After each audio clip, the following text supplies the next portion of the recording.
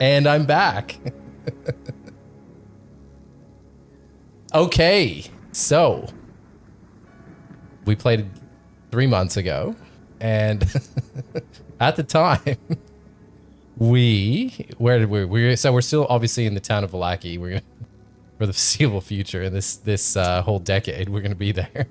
And you, after scaring away one of Strahd's wives or women's or vampire chicks, you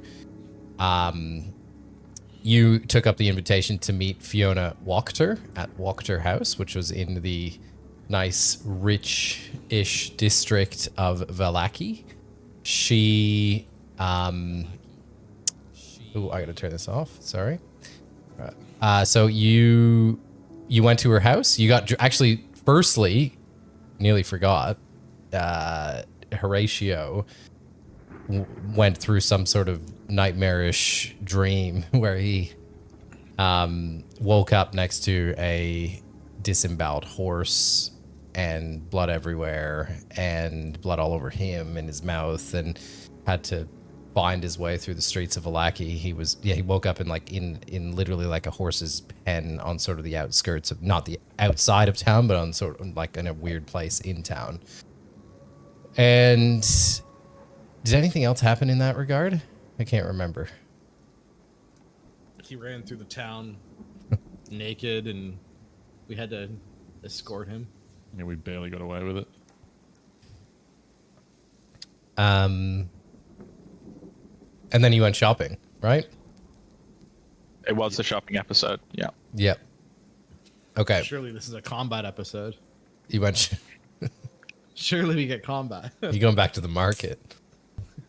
Okay, so you went shopping. You all got dressed up. Solomon looked particularly dapper in an outfit that he doesn't typically wear. That's what he's currently wearing on his photo at the moment. You went to the Wachter house. You had drinks in the parlor. You met a very sick-looking... Well, I think you didn't really meet her. She was just sort of standing at the door. Her name was Stella. Her brother Nikolai ushered her outside shortly. She was like this girl just like standing there in a nightgown. Nikolai ushered her outside pretty quickly, and Fiona apologized for the little disturbance. She did mention when she started to speak to you that she was like, she's had some curse on her. There's nothing they can do to like help her. She's just like been walking around like a corpse for the last few years, and she blamed something. One day she was at the Baron's house, and then she came home and she was like that. So there's obviously some disdain there. You had a nice conversation in the parlor with Fiona. She talked a little bit about her sort of place in the world, her place in Vallaki, before ushering you all into a beautiful 7-course meal that you have not had this kind of dining since you have been in Barovia. You dined, you spoke. Fiona talked to you. Basically, she felt you out a little bit to understand what you were up to and what you sort of stand for, and eventually spilled the beans that she thinks there's an opportunity to seize control of Vallaki, as it has been mismanaged for a long time by the Baron. He has been obviously somewhat crazy. He's like hosting these weird festivals. He's forcing everyone to do them, and if they're not happy and into these festivals, then he's having them basically either killed or in the stockades in the town square where there's people right now. For literally just not like being, there's a crime in town called like, basically you're not happy enough, so you get put in the stockade. So there's a lot of obviously ground for her to be going off of. She's one of the oldest families in town. She has royalty in her family as well. So the preposition that she gave to you though is that her end of the bargain is that she's confident that she can seize control of Vallaki if and only if Izek Strahd is not in the picture. So that's the dirty little secret that was shared. She needs your help to kill Izek Strahd, who is the muscle behind the whole thing. So he is obviously the guy with the massive red arm, like demon-ish looking arm, huge battle axe, and lumbers around at 7 or 8 feet tall. He's a big boy. So someone's not in watch together, I think. Someone's not. It's me. Mine doesn't work. Did you use a new link? I understand. I don't know. I have an issue with my computer. I didn't fix it from last time. Wow. Unbelievable. We had a month to fix it. So no ambience. What the hell's wrong with it? I don't know. Use a different browser. I've tried. What the fuck? How could it not be working? Isn't it just like it's something you log into? I don't know what to tell you, man. It doesn't work. I don't believe it. No ambience. So I'm gonna have to send you the link to the YouTube video so you can turn it on your end when we need it. Fiona's asked you to kill Izek. She needs his head to show the Baron to basically go through with this coup of leadership. So a little bit bloody, a little bit violent, but she has a way for you to defeat him. She believes she does. One of her spies has been following him very closely for a few weeks, and she has asked you to meet the spy the following morning at the Blue Water Inn, which is where you are staying. Did I miss anything? Do we need clarification? Anything to discuss? My memory is exactly the same as all of yours, so please fill in the gaps if I miss something or want more clarification. Oh, and Solomon wanted to arrange a private meeting with... No, Solomon didn't want that. Horatio set Solomon up. Oh, okay. Solomon had no part in that. Perfect. You're saying Solomon doesn't want that. Solomon's not saying anything about nothing. Okay. You're welcome. Fiona is a very old, very attractive woman, as per the photo. Anything else that required clarification or discussion before we launch into it? How's everyone's character feeling about life right now? I think my character feels fine about life. Yeah, pretty chill. Yeah, I'm very healthy, actually. Very, very fine about life. I'm also very healthy. It's good. For once. Brad's going to change that as soon as he can. Well, good, because we haven't had combat since 2025, so... We haven't played since 2025. Literally. Have we actually not played this year? I don't think Yeah, so. we played a couple times. No, we haven't. No way. I'm sure this is our second time playing. Mm-hmm. Really? This is our second time. We've played this year. Yeah. I've played from this house that I'm in. I don't believe it, but multiple times. I would actually like to know. Brad's fried out of his tree. 2 months ago. We have not played this year. Yes, we have. We have not played played at this this year. house. 2 months ago. Streamed 2 months ago. Well, just because you didn't stream it doesn't mean we didn't play. What do you mean by that? We've streamed every time. I'm telling you, we've played this year, so... You guys are smoking something. No, you are. I'm not. Okay, let's play the game. First time in 2026. So you left, basically you left Fiona's house, and it's late at night, and you are in the dark streets of Vallaki, all dressed up in your Sunday best. Where are you? And I'm so sorry. Drunk as well. Yeah, you'd been drinking. Drinking, eating, having a good time. Yep. We're all together.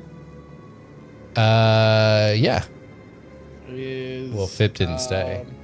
Solomon didn't stay. Yeah. I did not stay, no. Oh, you didn't roll with advantage? No, mate. Your mic sounds exceptional tonight, Fip. Does it? It's the Yeah. same mic I use every other time. It looks I good. think it's because you're Sounds sick, mate. good. You got that Yeah, sexy. you got a raspy voice. Yeah, fair enough. It's clean. I feel like it doesn't have a lot of noise. It's nice. I wonder if we should go visit the old Duke, see what he's up to. The Baron. The Baron? Yeah, sorry, not Duke. Oh, the bit of lore that I will dump back on you because it's hard to remember is it was mentioned that the moon cycle is only every 2 weeks or whatever. 2 weeks. Yeah. Full moon cycle. Which is great for Two's predicament. Yeah. Not my problem. Well, like I guess like what are we actually like doing right now? Because like we've been in Barovia for fucking 6 months, so it's like You've been here for like playing 10 Barovia days. for 6 months. You've been in here like 10 days. Forever. yeah. Yeah. Well, we've been in here for about 6 months, but it's like all we know in that 6 months is that the Baron bad, arm guy bad, arm guy very strong. To be fair, there has been many an opportunity for us to learn more, but then we roll a 4. No, you're forgetting a few things though, LePage, because when you first arrived in Barovia, you went to the town of Barovia. That's when we were in person, and there was more of a conflict set up of obviously Strahd being the ruler of this land that you are seemingly trapped in. This is a good refresher because you've tried to go through the mist that surrounds everywhere you seem to look. There is mist. You go through them and you cannot, like, you get lost, you can't breathe, and basically you return to where you were. You get whatever it is, like you can't navigate them. So you're trapped. You met obviously Irina's a companion of yours. She has been brought to the chapel seemingly safe, given what you've restored the chapel with the bones. But back in Barovia as well, the stage was set. You actually met Strahd as well on the way. So you met some really key people on the path from Barovia to Vallaki. You met Strahd. Strahd kind of like didn't give you much. Like he welcomed you as his guest, but he hasn't shown like, he didn't really show much interest in you. He just kind of asked you some weird questions and didn't really have much to say other than these questions. You were kind of dumbfounded by the whole situation, considered attacking him a couple of times, and then that just ended. So that happened, and then you met Madame Ava. Madame Ava read you Taraka cards, which are meant to Taraka being like a futuristic reading. And gave you what she said were tools for a variety of things. I think she said one of them was an ally, one of them was a weapon, and one of them was a location. Is that right, from memory? Two's our lore master playing RuneScape. I'm not playing RuneScape, I'm reading the Taraka readings. What are you harvesting right now?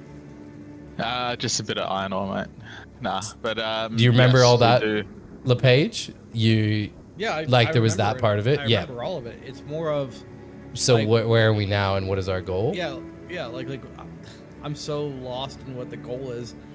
Like, I know we went for dinner because we were invited there, and they wanted to discuss more sinister acts with the Baron because they didn't like the Baron.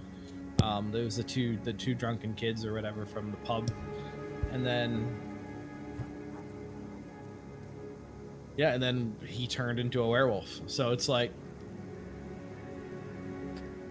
wait, who turned into a werewolf? two. Oh, yeah. Yeah, Horatio. Yeah, so yes, you're right. Your mission or your goals aren't as obvious right now because you are in the town of Vallaki.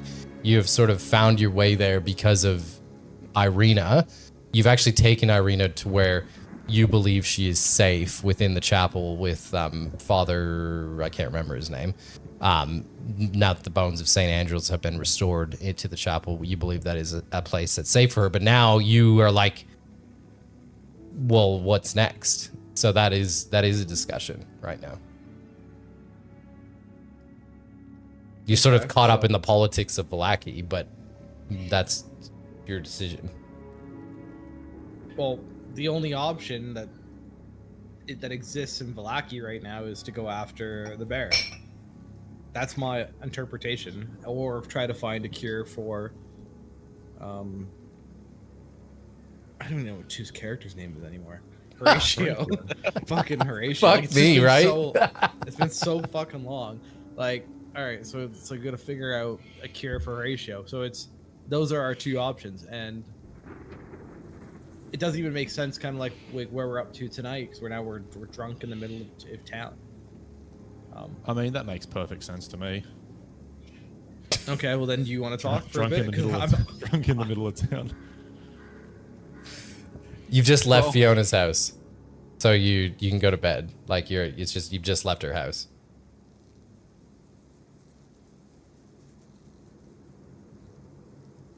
You're meant to meet old mate the next morning. Her person that has intel on Izek and how to assassinate him. Beat him. Well, that's what I would say to do. Yeah. Just go to bed and call it night. It gives us an objective for today. To move the story along. That's fine. And unless I'm wrong, Brad, which you can't tell me, Mr. DM, none of the Taraka events seem like it's something we need to do before the Baron. It seems like they're more steps or guides for us to do before Strahd himself. Before Izek? Or before the Baron, Valakovich? Izek's the big fuck off meathead, not the Baron. With arm. What's the first Taraka read? Can you read it out? I just can't change through the chat. Taraka reading. This card tells of history. Knowledge of the ancient will help you better understand your enemy. I see the ancient fell of an old and noble house. The lost soul will lead you to him. This card tells of a powerful force for good and protection, a holy symbol of great hope. Look for a den of wolves in the hills overlooking a mountain lake. The treasure belongs to Mother Night. I honestly don't know anything more as to where that leads. I'm honestly just as blind as the four of you, and I'm spitting this. I promise I know nothing more, but that was a noble person that you just met with. An ancient noble house. I honestly know nothing about I would have no idea where it goes beyond this, but just as a consideration. Okay, well, I'm down to go to bed and talk to nap time. Buddy in the morning. Yeah, alright. Let's do it. All right, so you head back to the Blue Water Inn. The Blue Water Inn is Erwin is starting to pack down. He's cleaning up the bar. He's putting he's polishing some of the glasses. He sort of gives you a wave, but doesn't really acknowledge you as you go past. And you head up to your beds, which are now so you have two rooms. Irina's no longer with you, right? So she's staying at the church. So where are you sleeping now? You all sleeping together. Myself, sounds like. Yeah. Sounds like I'm doing just fine. I was sharing a room, weren't we? Yeah. Excellent. All right. So sleeping away this night being a lot more uneventful than the previous evening when your companion was found in the streets. You wake up to a bright and sunny morning in, as bright as it can be. Told us explicitly that doesn't happen. As bright as it can be in Vallaki, without seeing the sun. Finally, a day of adventure. No more talking. You want to get to the blasting? LePage eagerly awakes at about 6 in the morning. As soon as the sun comes up, and is ready to start his day. He's quite chipper, and he's no hangover or anything, and he's just ready to go.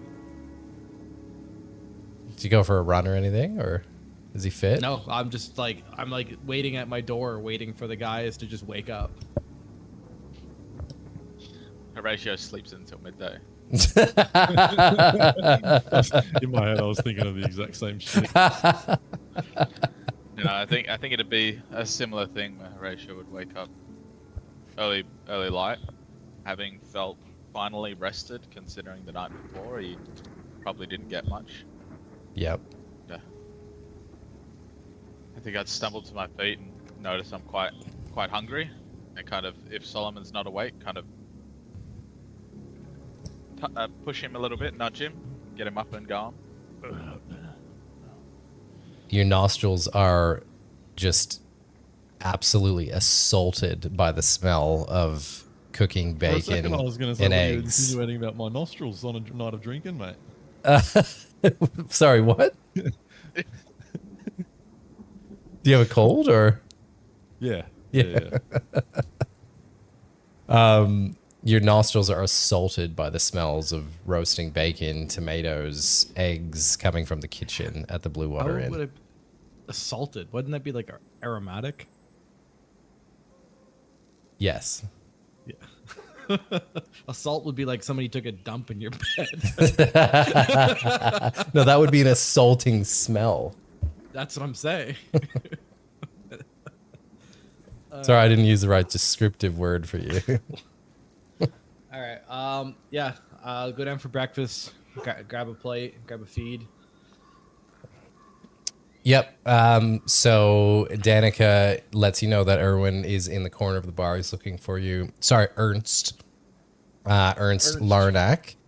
Ernst is waiting to see you, and you see him in the corner of the inn, sitting by the window, and he is skulking down a beautiful big breakfast in front of him.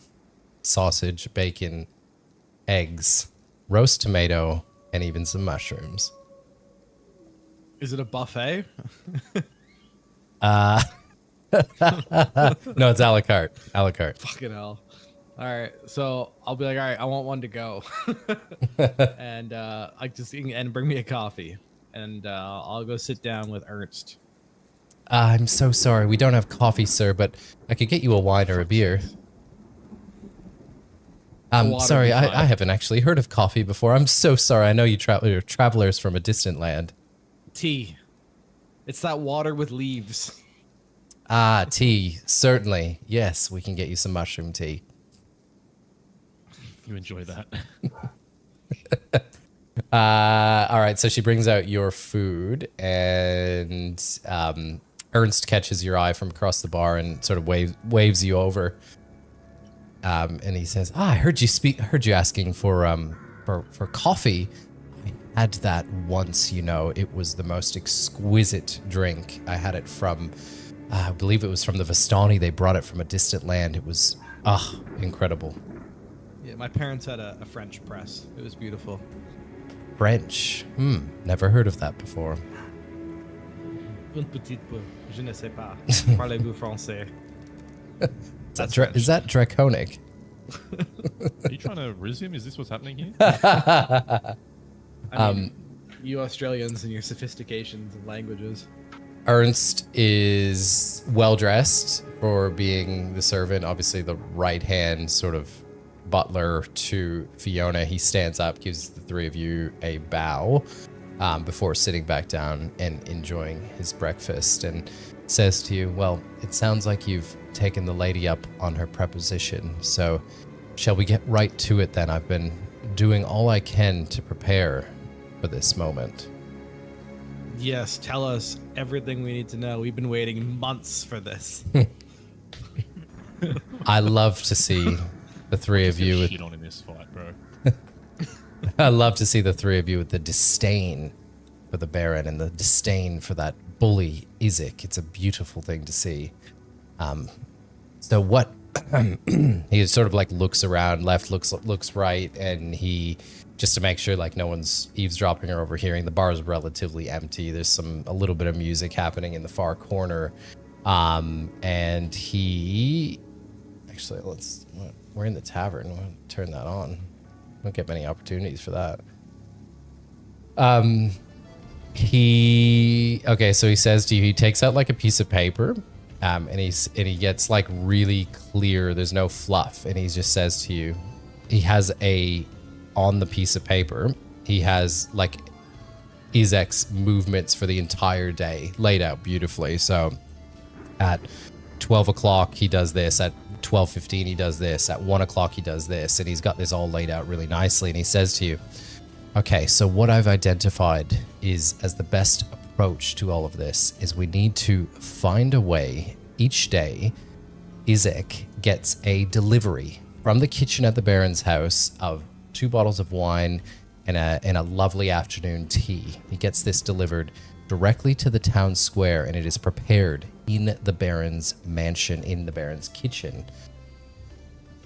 My proposition is that we find a way to poison this parcel, and I have just the thing here. And he puts out on the table a bottle of red purple grape smash number 3, and it's just a bottle of wine. And he says, "What? I know not how you're going to do it, but we must find a way to plant this into Izek's care package he gets each day.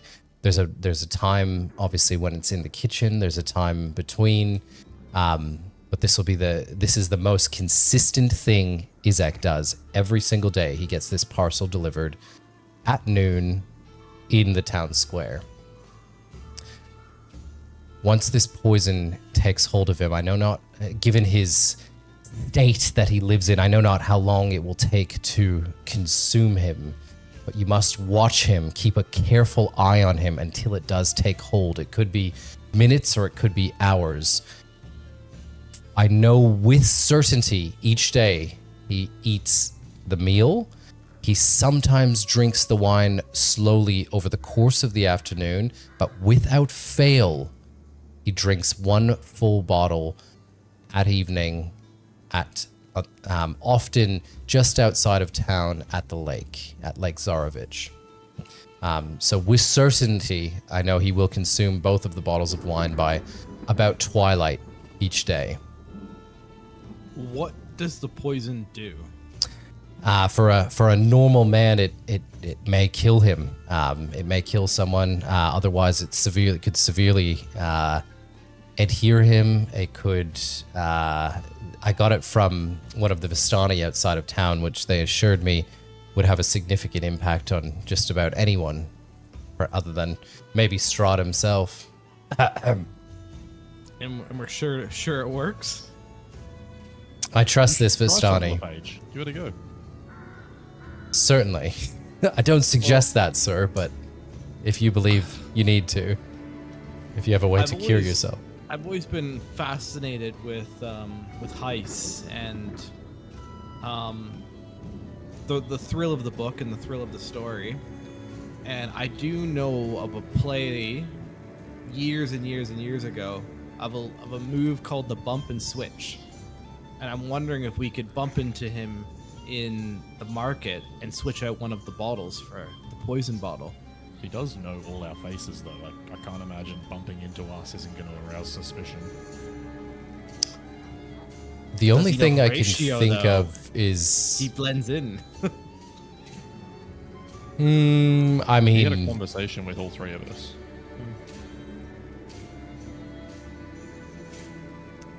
Izek's no fool, I know that, but I mean, we could even distract him. That's what. Yes, so potentially. If we were to distract him and take his sight to, let's say another angle, and then have Horatio sneak in and plant the new bottle and switch out the old bottle while this is going on, it could work. Certainly. I mean, the way I see it is you have there's two, there's the option of obviously, yes, finding a way to get the bottle to him once it's there already in the square, or finding a way to do it at the mansion. Either way. I think with our luck, we will get seen at the mansion. Perhaps Fiona left her trust in the wrong people. Where does he? Yeah, Does go ahead. someone give him the bottle at the town square? Yes, the chef, the chef herself. Her name is Beresk, I think. And Bereska, the chef gets the bottle Bereska. from where? From her storage within the kitchen. So all we have to do is get the chef to unknowingly deliver him that bottle. That's Could what. always plant the bottle on the chef too. Yeah.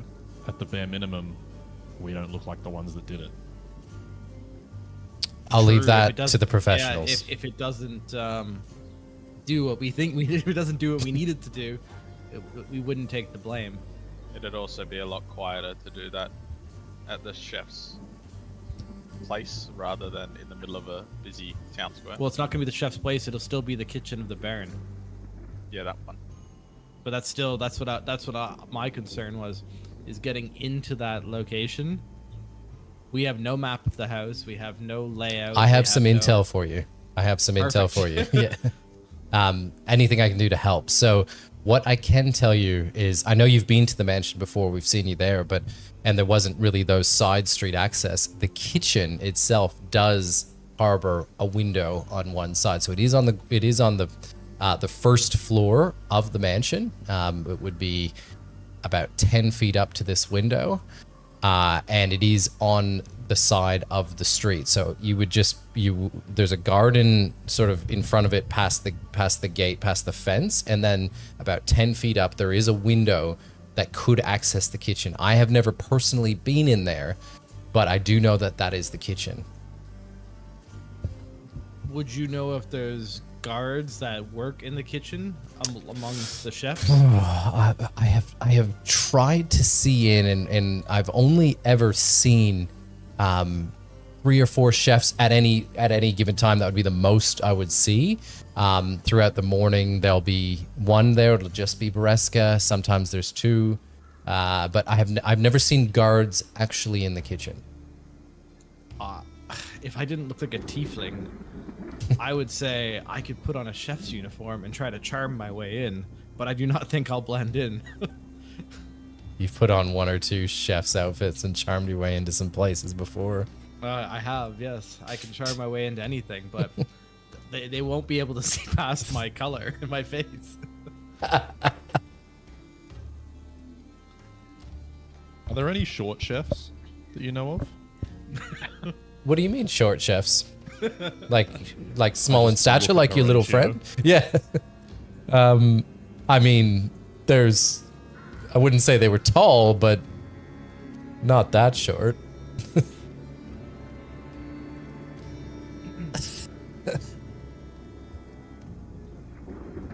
Isn't he like 4 feet or 3 feet? Isn't he like? Like Some, yeah. 3 feet, yeah. Well, I don't believe they have any children. so I do have a disguise kit. Can I use that on LePage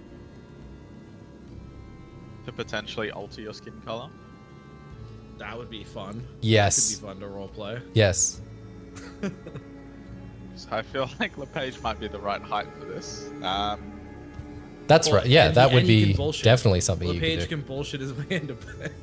He has I got a can mouth on bullshit, him. but I'm just too much of a obvious thing. Yeah. 8 foot. Yeah, he's just Absolutely. Eight Tank. foot. Yeah, he's walking in plate armor being like, hey, I'm here to cook.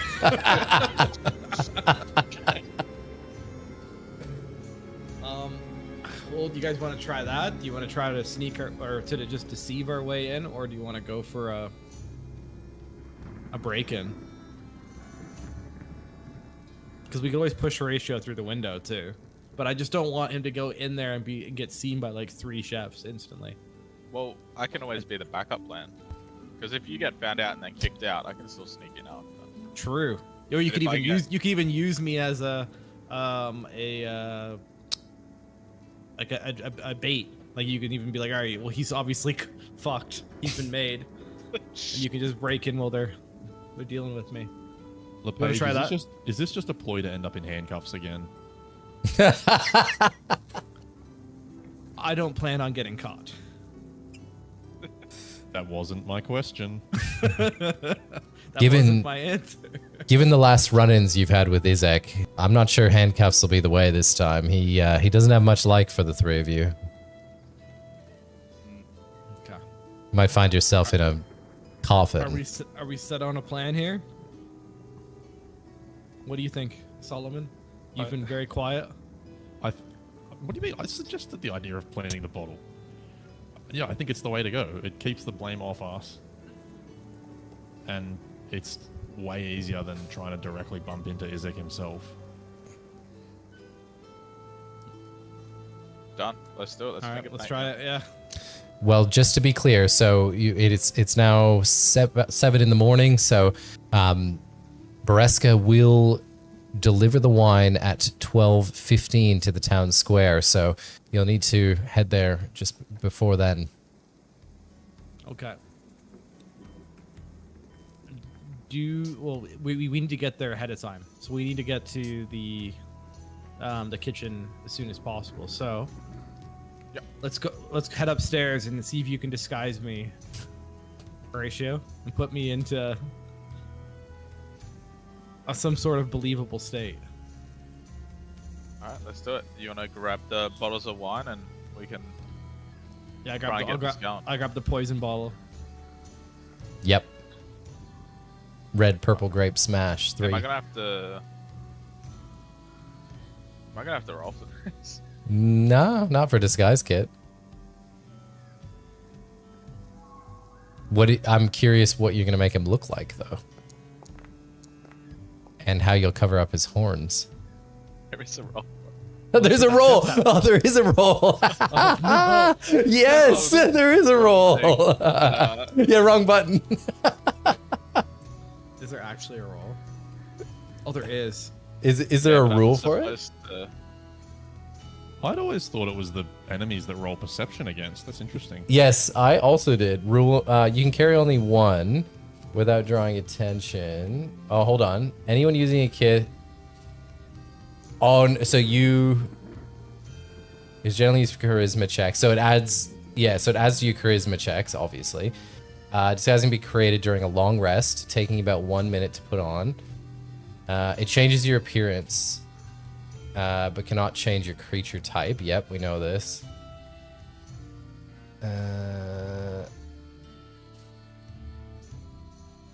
Typical application. So an intelligence check using tool proficiency to create the design. It does look like you're meant to roll for it.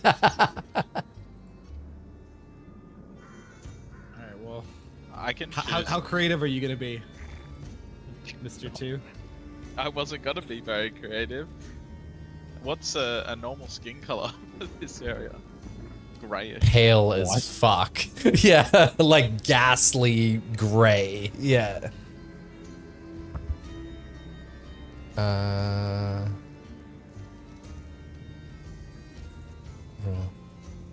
Yes, so you do have to roll for it.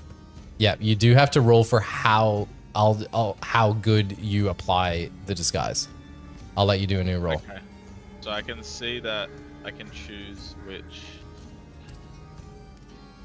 Proficiency that you roll with. Does it say something about that? proficiency and also ability. Like I can choose Dex or Strength or something. I don't have a proficiency in it though. Luck. Oh, fuck me. Fuck me, Dad. Okay, describe what you're doing.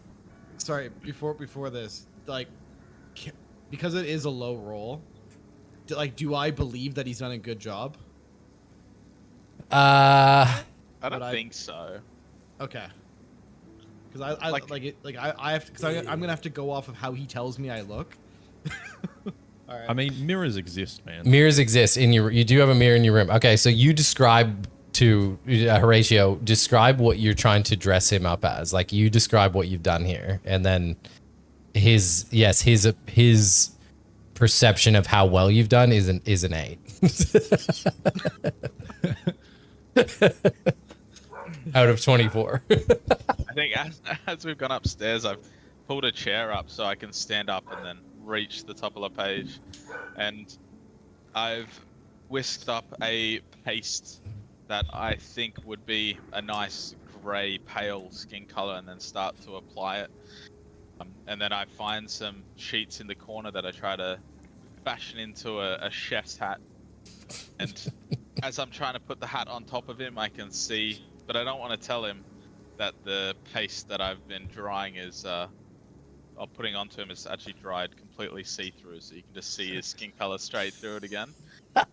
And as I finally fashion the hat on top of him and say voila, I can see the side of the hat start to just strip away, as it is just a sheet that's kind of been wrapped around him. And just, LePage, this is the best I could do. This is the highest chef of Barovia. Promise. You'll be fine. And I Yeah, look I at mean, it. looks good yeah. to me, man. I'm like, okay, let's do this. You got this. Okay, so you are like you're like a pale purple now. What about his horns though? Because you have horns, right? How have you tried to cover his horns? On top of So you've like given like a turban over the horns. Pretty much, yeah. Just assuming you know what chefs look like in Barovia as well. Perfect. Exactly. Perfect. That's why you have an 8. Okay, great. I like it. So you're not convinced, LePage? Are you concerned? Are you not convinced? Oh, I'm definitely concerned. I was concerned with this the minute he mixed the paste up. But everybody's telling me it's perfect. Fine, so. Perfect. Okay, so you head out? Yeah, we head to the kitchen. All right, so the town of Vallaki is buzzing today. It's another market day. It's the weekend, and you still see signs. You've seen a few more of those wanted signs for Irina around as well. Just a photo of her, and she is wanted with a reward attached to it on the way. The town is a buzz. People have their smiles, whether they're fake or not, on today. People are coming and going from the markets.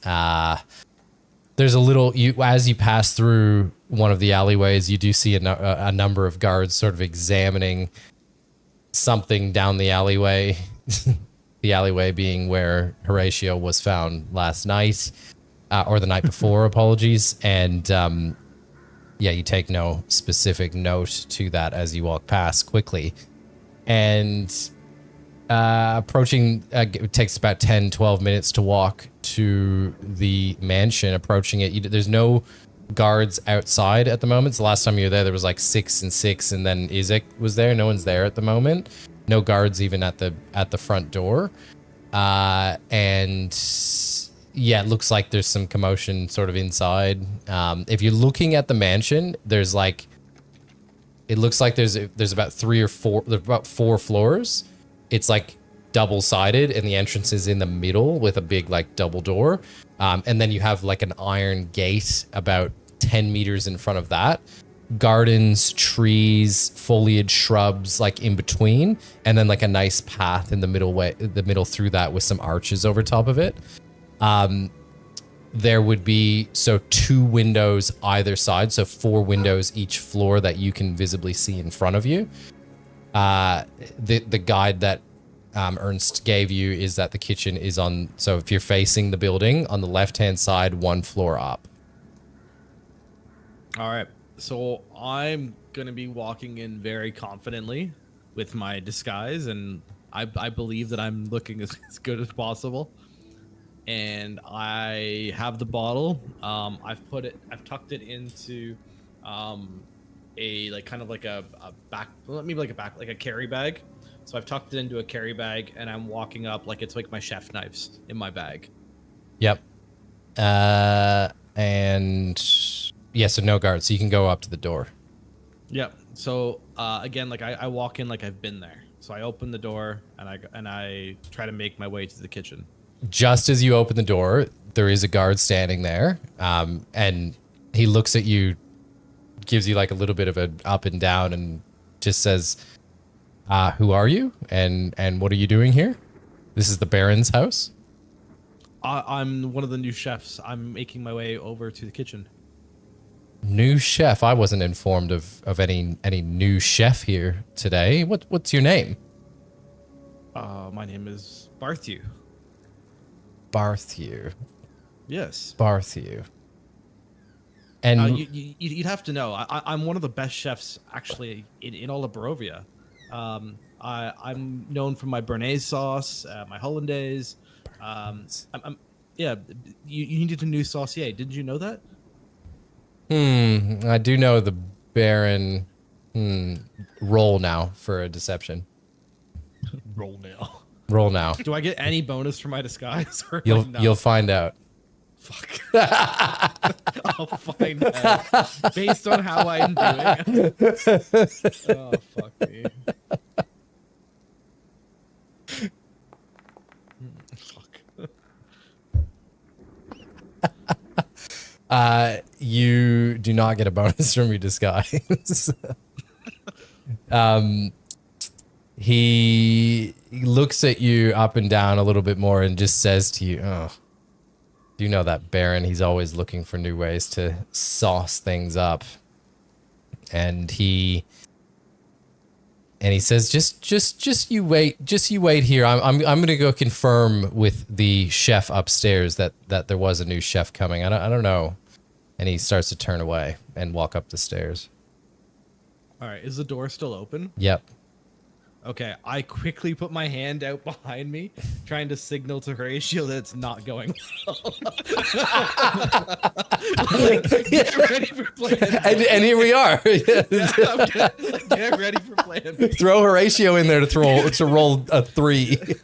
So, just as I'm just like trying to prep them ahead of time. That this is about to go bad. So the fat hobbit's gonna have to scale the wall in broad daylight. I would see the hand and kind of turn to Solomon and go, "Man, how could that fail?" I don't understand. What did you do about his skin color again? I made him white, didn't I?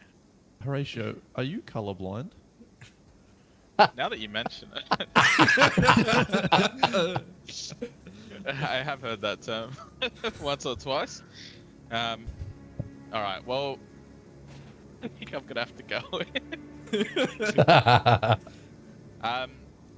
Can I see like through the door at all? I know you've like kind of waved your hand out. Can I see that the guards turned and gone, or I can't see anything at all? Yeah, you could see that he was speaking to someone, and now he's no longer just speaking to someone. Yeah, you can see that. You don't know where the guard's gone, but he's not visibly in view of the door. Yeah. So where are you two? Where are you and Solomon? Are you just like literally just out on the street, just outside the manor? Or are you hiding, or just somewhere discreet enough that we wouldn't catch anyone's eye? Perfect. Yeah. At the espresso bar, just around the side. Sure, they didn't have coffee. Yeah. Good pickup. You're listening. Just making sure. So now that I don't even know that Horatio's got the signal because I haven't been able to like see it. I was just kind of like trying to like wave back to kind of get it. Yeah, like basically like let him know that I'm fucked. So I'm just gonna try my best to like bullshit my way through. But if it starts to go completely sideways, I'm just gonna throw the whole conversation and make as much noise as possible, just to pull everybody. He doesn't know that though. He doesn't know that. I know though. he doesn't know that. That's what I'm going through my head. I'm like fuck. Are you and at this stage you're actually sweating more Yeah. the makeup off as well. You're like the one thing I'm fucking good at, and I roll a 4. All right. So the guard walks away, walks up the stairs, and so yeah, we're at the point where he has walked away, and he's like walking up the stairs. I don't want to set off any more attention to me, so I'm gonna just pretend like I'm waiting for the guard and the chef to come back. I don't want like any more eyes on me that don't need to be there at this time.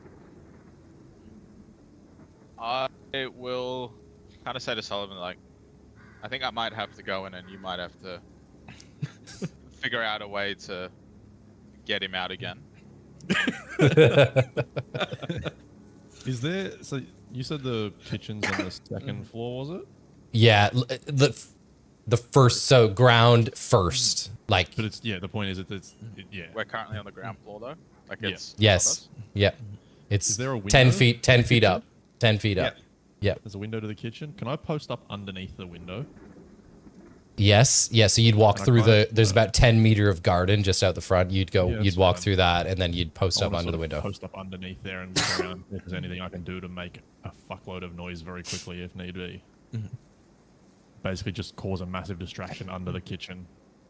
Yep. to So, give whoever's in there time to do what they got to do. yep. So you go through the garden. The garden is lush, beautiful, like mosses, like very well kept, especially for Barovia and Vallaki. Like really, really well done. Very extravagant. Water feature. Mossy trees. There's like a beautiful, like small, like tree in there. It's actually quite sheltered. Like it's quite hidden in a beautiful way. Flowers, and so you're sitting underneath the window. There is another like set of 2 windows, but you could like stand in between them as well. Like there's curtains as well, so no one's like looking at you. Just for your knowledge, no one's looking out those windows. And you can hear the bustling of a kitchen above. There's a window obviously ajar. You can even see like clearly there's cooking going on. You can. Your nostrils are assaulted by the smell. So, okay, I have a couple of ideas. I think for now I'm just going to hang out here. I'm going to wait to see how well or badly LePage's adventure goes. At this stage, the guard is out of sight up the stairs. At this time, because I know LePage hasn't been talking, and Solomon's now under a window, I might duck to the door and kind of quickly just go, LePage, what's going on? Like, if I look inside the room, can I step in there? Is it like a bigger room, or is it just a room straight into a staircase? No, like it's a beautiful foyer. Not massive, but like it's got like a pretty like feature on the floor that kind of like the it reminds you actually of the house at the beginning, the death house that you first came to Barovia in. It's like, but much more modern.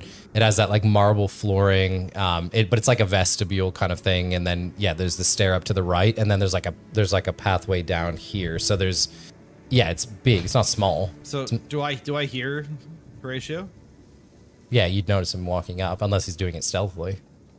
Okay, well, I am doing it quietly, talking. but I want LePage to know I'm there. Yeah, you're talking, right? Yeah. So I'm going to take the bottle out of my jacket and just like put it around the door, because the door is still open, and just put it down at the door. Plan B. Horatio, so Horatio can grab the bottle.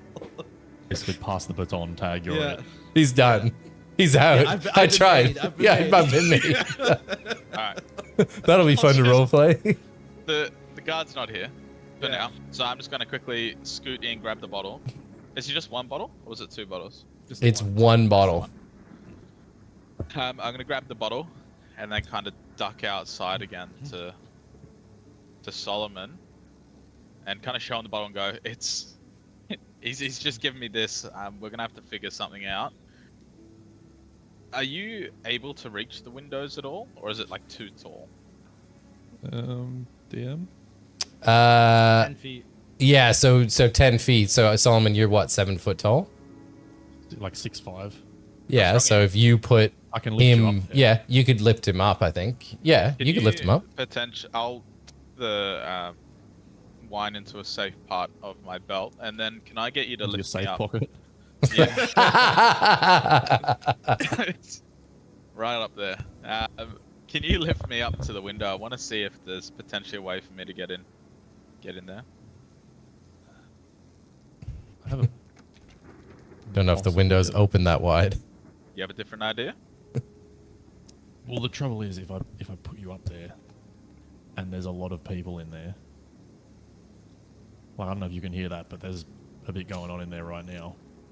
I didn't say launch me through the window. Okay, well, you have a peek first.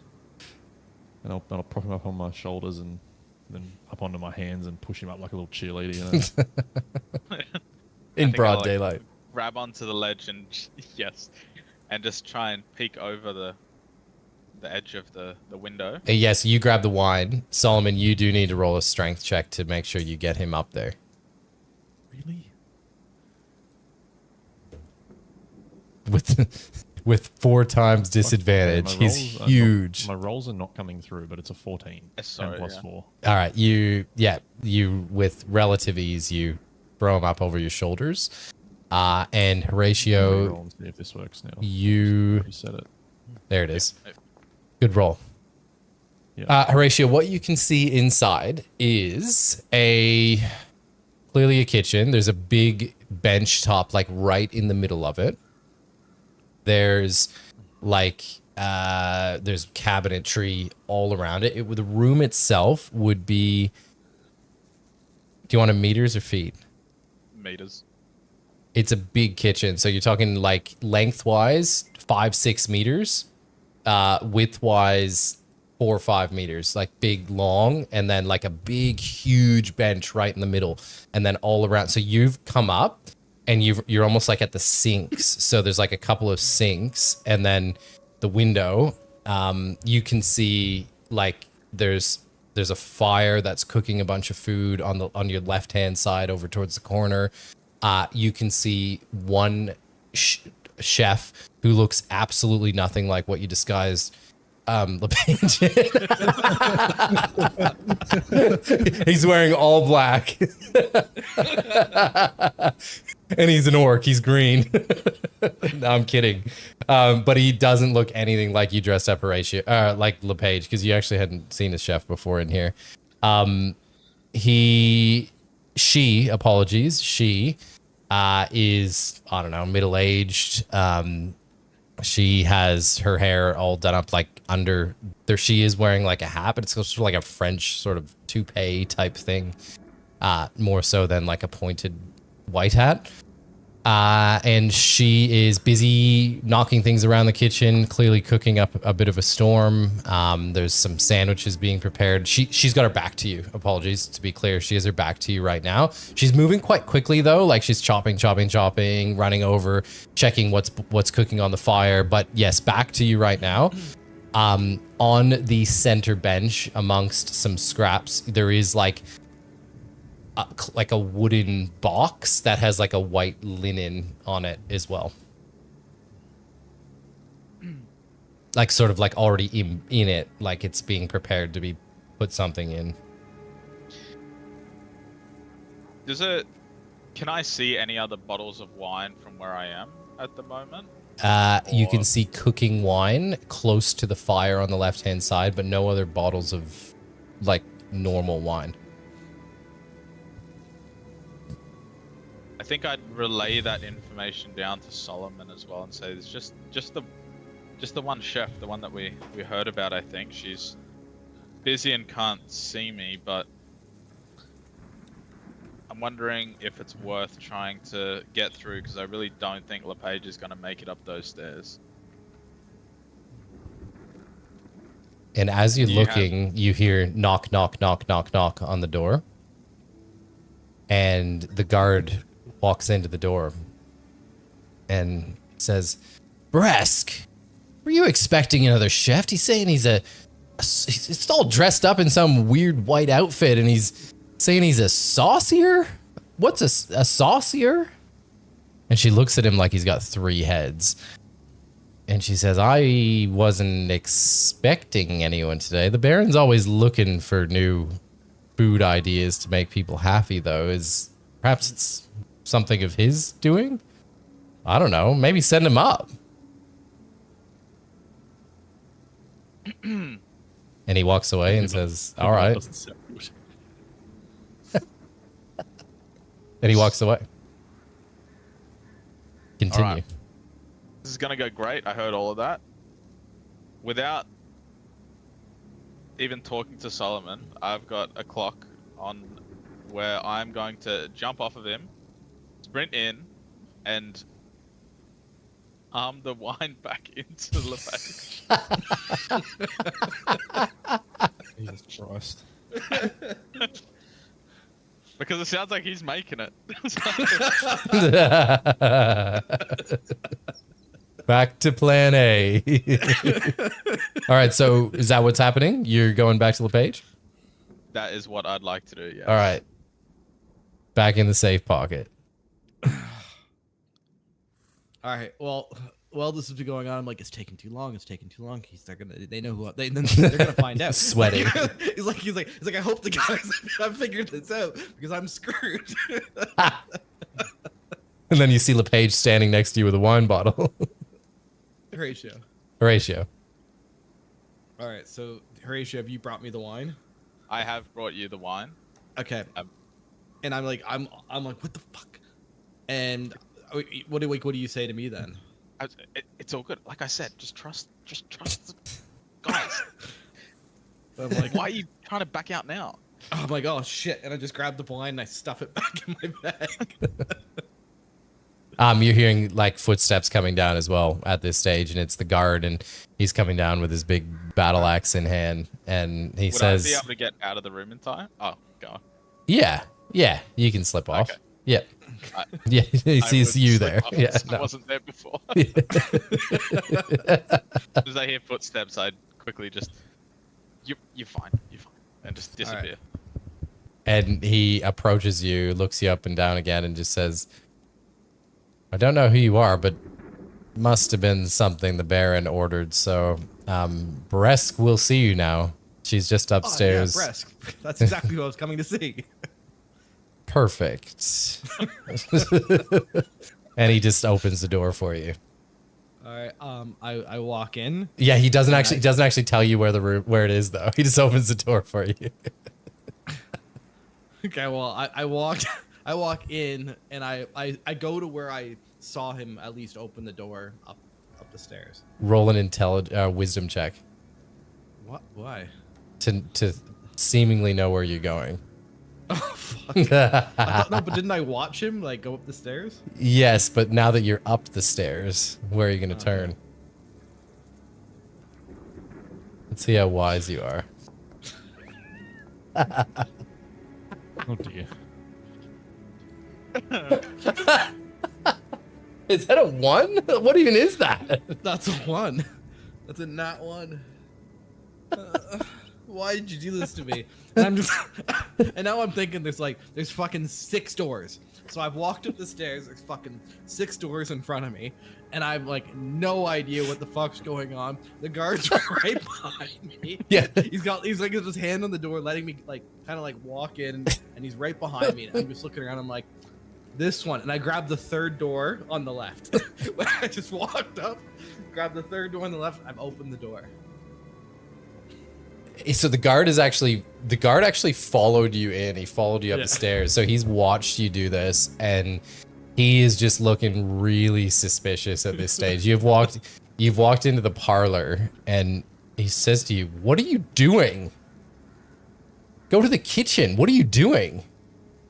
I'm so embarrassed. I actually suffer from amnesia, and it's terrible. And I don't like to admit it because it always jeopardizes my job contracts, and I'm so embarrassed about it. Could you please take me back to the kitchen? Roll a persuasion check. Time.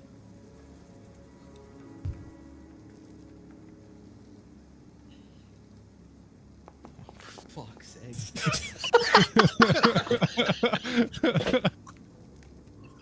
Oh. Why do we even play this game? Like, okay. Now LePage is just like almost crying. He's like just shaking. Okay, so the guard looks at you and he says, "I don't fucking buy any of this." And he takes you by your shoulder. He hauls you down the stairs, He's aggressively holding you now. He's smashing you against the wall. Get the fuck out of here! And he throws you out of the building unless you're gonna resist. No, I don't resist whatsoever because I know I'm gonna fucking fuck that up.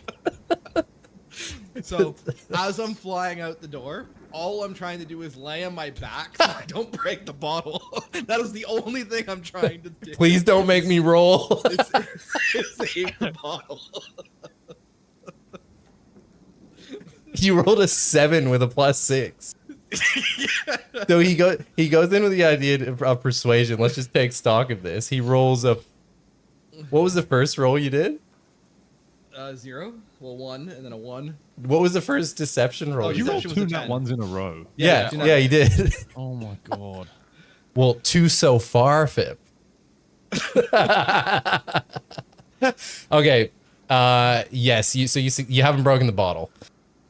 It's still on your person. The door gets slammed in your face. Do not come back, and slams it. Okay. So I immediately, because I'm looking for the guys now, because I'm like hopefully they've come up with something, because obviously like my plan's not working. And I guess I look around like the bush and I see Horatio kind of just like poking his head over, and I'm like, what the fuck, man? You're supposed to disguise me. Didn't you do it? No, I just got thrown out of the building. To be fair, the disguise was not the problem there. Let's be realistic. No, but they don't know that. They don't like. They don't know that that. at all. Yeah, you don't know that. So Only him.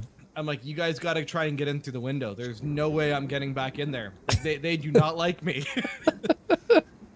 So I take the bottle, I hand it to Horatio, and I said, "It's your turn." I'm out. Alright. I'm done. Yeah. And then I just make sure that like they see me leave the land. Like I walk out the garden, I walk out everywhere, and I'm like, I'm out of sight right now. I don't want to be seen at all. Don't make me roll anything.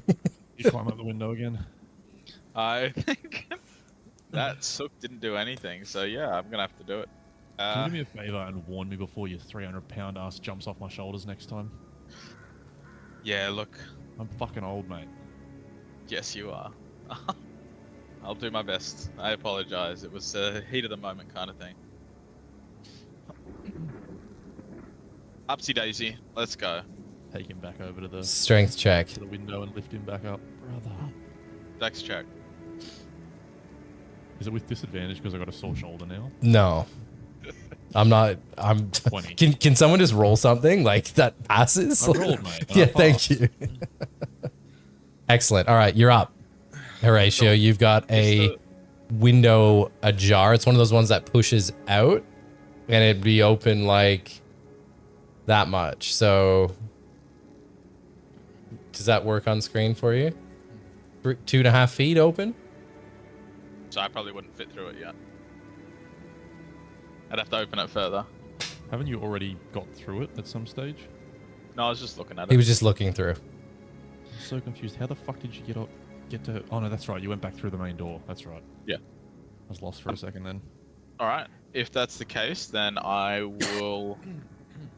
I don't have anything cool to do, except just try and be as stealthy as possible and slip through the window. So I'd kind of try and pull the window further ajar until I could just fit through. Yep. And then as soon as I hop in, I'd kind of crouch behind the closest thing that wouldn't attract the chef while she's Yeah. So if you jump in, the chef. What would be in between you and the chef is that huge like bench top. Yeah. Like there's that huge, floating island bench in the middle. Sorry.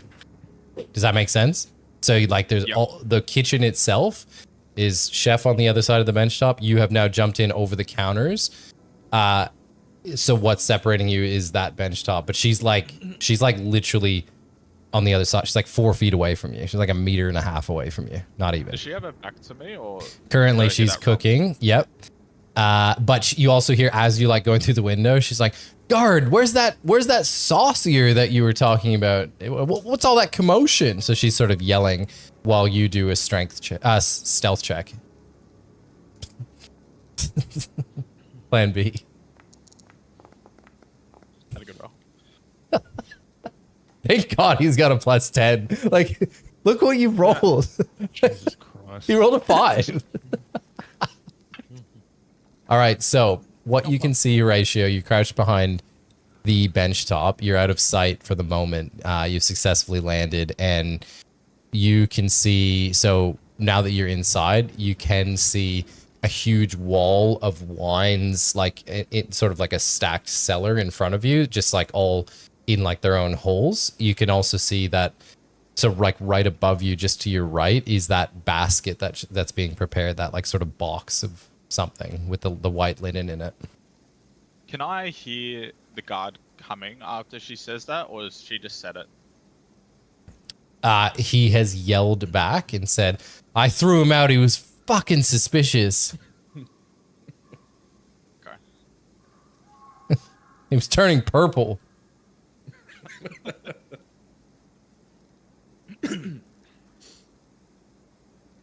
All right. Can I move towards the? You said the linen things above me. Yeah, you're almost like underneath it. Like it's nearly within arm's reach.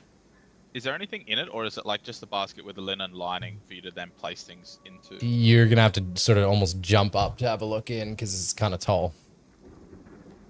Yeah, I can do that. All right. Looking inside, there is at the bottom. There's like just some flowers and stuff, almost like a decoration, but nothing is. It looks like stuff's gonna be put there, but nothing's there yet. So you said there was also like pigeonholes for all the wine bottles. Yep. Would I be able to make sense of what I would think would be picked next? Like, are there certain holes that are empty in a certain order, or is it just full? So you're gonna slip a little closer to the wine and have a look. So roll a perception check. God.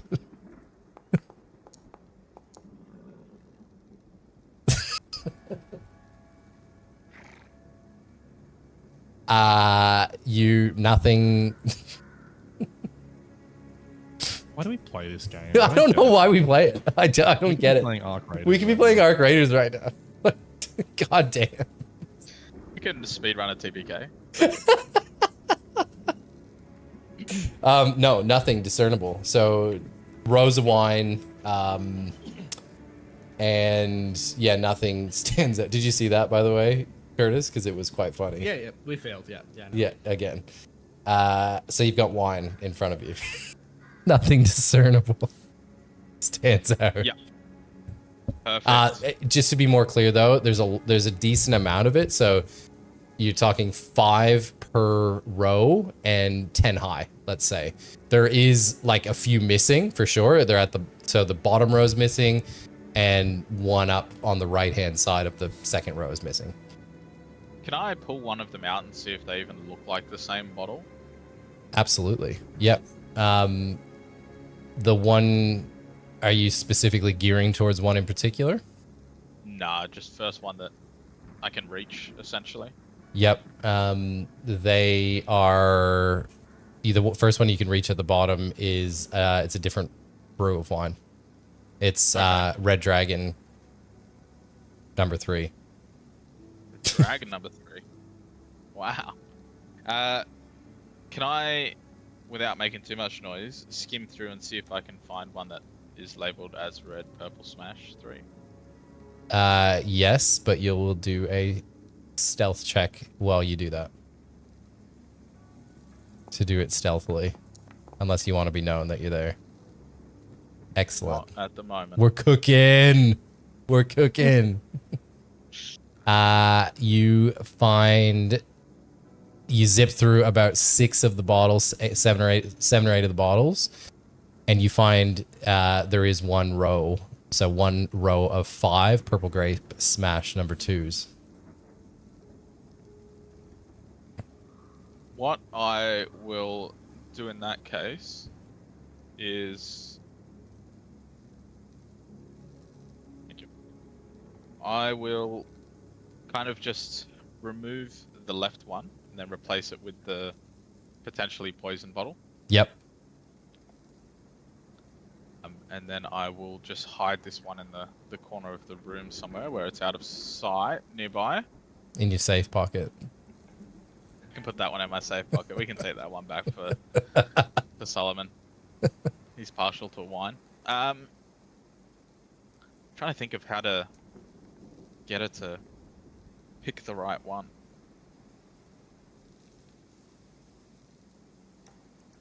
What I might do in this case,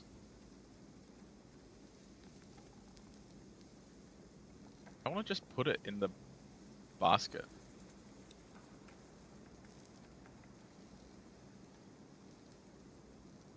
Should I just put it in the basket? While he's thinking about it, what are you two doing?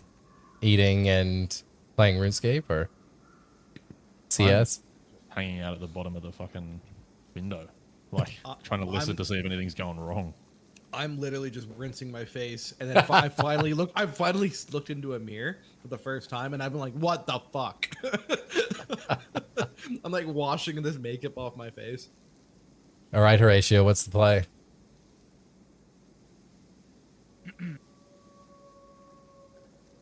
I think I will.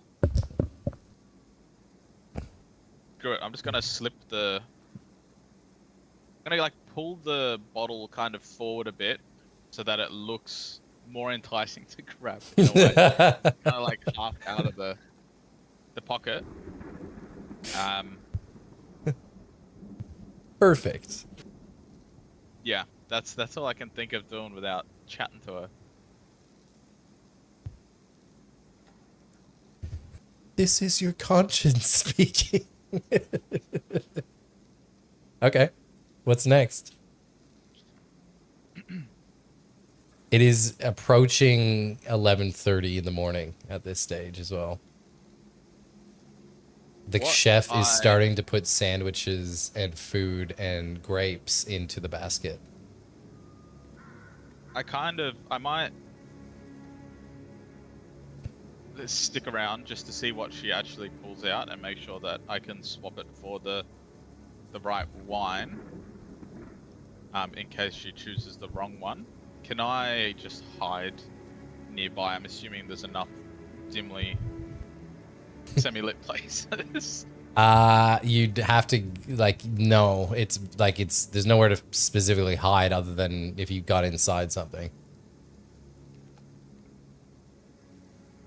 You'd have to try your luck and hope there was space.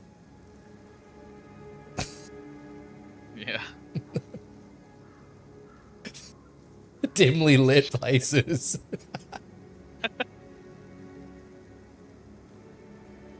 Are there any Horatio-sized boxes nearby? There's like a stack of... Yeah, they just unboxed a refrigerator. The cupboards are pretty big. Like, the cupboards have some big doors on them. You don't know what's in them, but yes, the cupboards have some... They look girthy.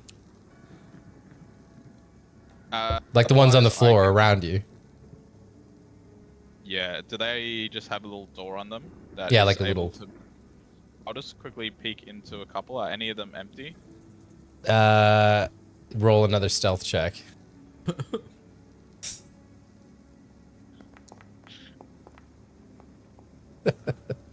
Look how he's cooking. Okay, you open 3 cupboards. In the third one, you do find a little bit of space that you could potentially squeeze into. Well, at the moment, she's just filling the basket with goodies. It's not going to help if I'm in there. I am currently hidden, aren't I? Behind the island? Yeah. Unless she turns the corner. Yeah.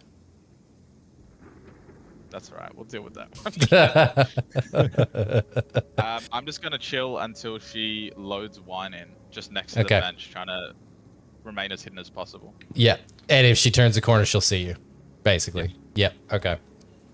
All right. So about 15 minutes passes, and you see her, like, it's like she's feels a bit like, you can see, like, it's like she's late. So she runs over.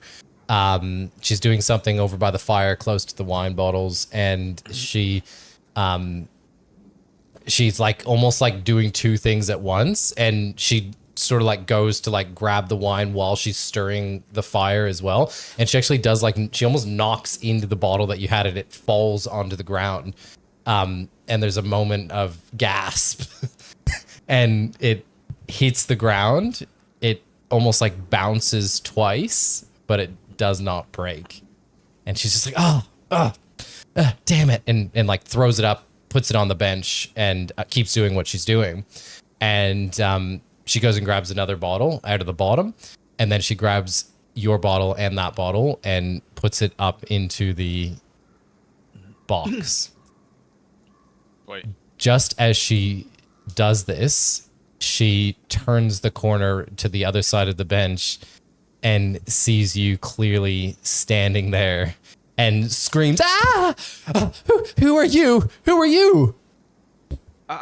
Sorry, I'm the socio. I can't handle being kicked out. I came in through the window. I know I wasn't supposed to. I had to see the cooking. I've heard all about you. The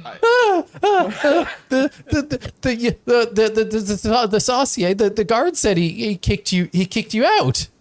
He did, but I can't take no for an answer to be able to be around such greatness. Roll a deception check. Oh my god. Oh. Hey! Well, how quickly can you work your miracles? We only have 30 minutes. We need to put something out here for Izek. Well, I'm about to put out his basket. What can we do here? Is there anything you can make in the next 20 or 30 minutes? It's a fully stocked kitchen. No, I think just looking here, like it already looks great. I'm happy to help, load the rest of the basket, but I will have to leave before you do, otherwise the guard will see me and we just aren't getting on that well. Got it. Okay, well, yeah, look, if you want to grab some herbs and spruce up the basket here just a little bit before it goes, I want it to look perfect. Is it okay if you just finish up the presentation? Definitely. That's not a problem at all. I think I'll quickly just reach over, grab fistfuls of herbs and different little sprigs of flowers that are left over, and I try to place them as nicely as I can with my big mittens, where I just kind of slam them in and jostle them between the bottles, and it looks like it's a little plate that a kid's made to bring to their parent in bed. She's like looking at you while you're doing this, and she's like, "Can I ask you a personal question?" Yeah. What? How are you so small? What? I don't understand. I cook for the people. I often just don't eat, so I don't grow much. I know this stature gives off other thoughts, but I'm all about pleasing those who want to dine. And you came in through the window, you say? How did you get up here? I am quite surprisingly, frightful for someone of my size. I can climb quite well, and that's. I'm sorry again. I didn't mean to come and intrude. Thanks for having me. Well, that's okay. I mean, I'm just gonna run this down to Izek, but I'd love to come back and cook the Baron's dinner with you if you still stick around, please. Absolutely. All right. I'll hang on for longer then, and I won't leave just yet. Perfect. Well, I'll bundle this up and head out. You just stay right here. I'll be back in about 20 minutes. All right, thank you. See you there.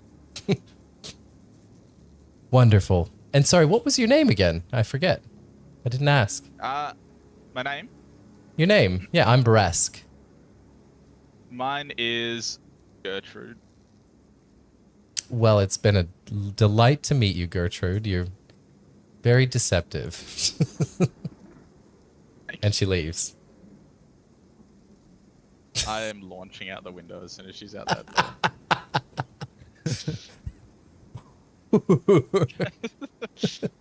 Like that meme from The Simpsons where he goes head first through the window. I think I quickly run over and get Solomon to help me down so we can get out of here before anyone sees anything. So the charismatic warlock rolled a 1 and a 4, and the rogue rolls a nat 20 for deception. Excellent. That was an interesting plan, that one. It went worked. it went right to plan. She's taken both of the wines, you know. We're doing all right. All right, so she's heading to the town square.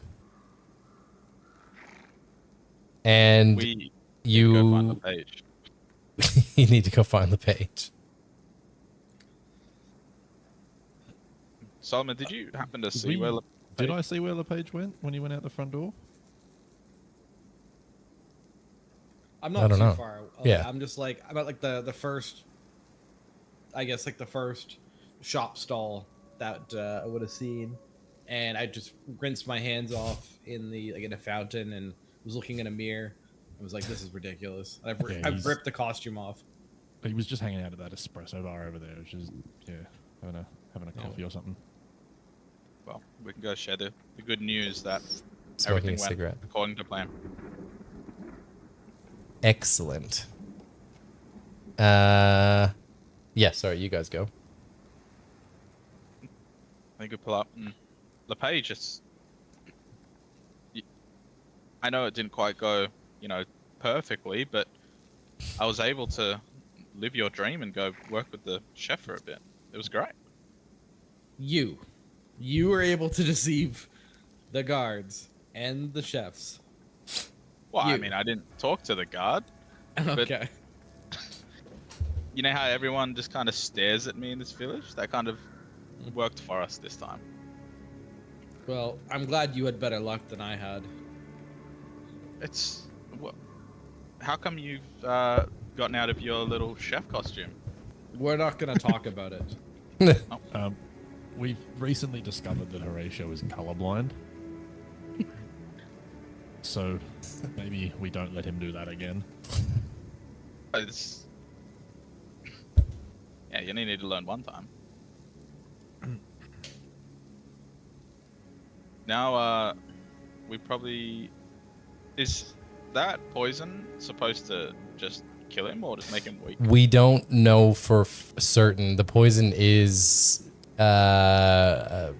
potent as, I mean, old mate's told us it's potent. He believes it will do something to him, if not kill him.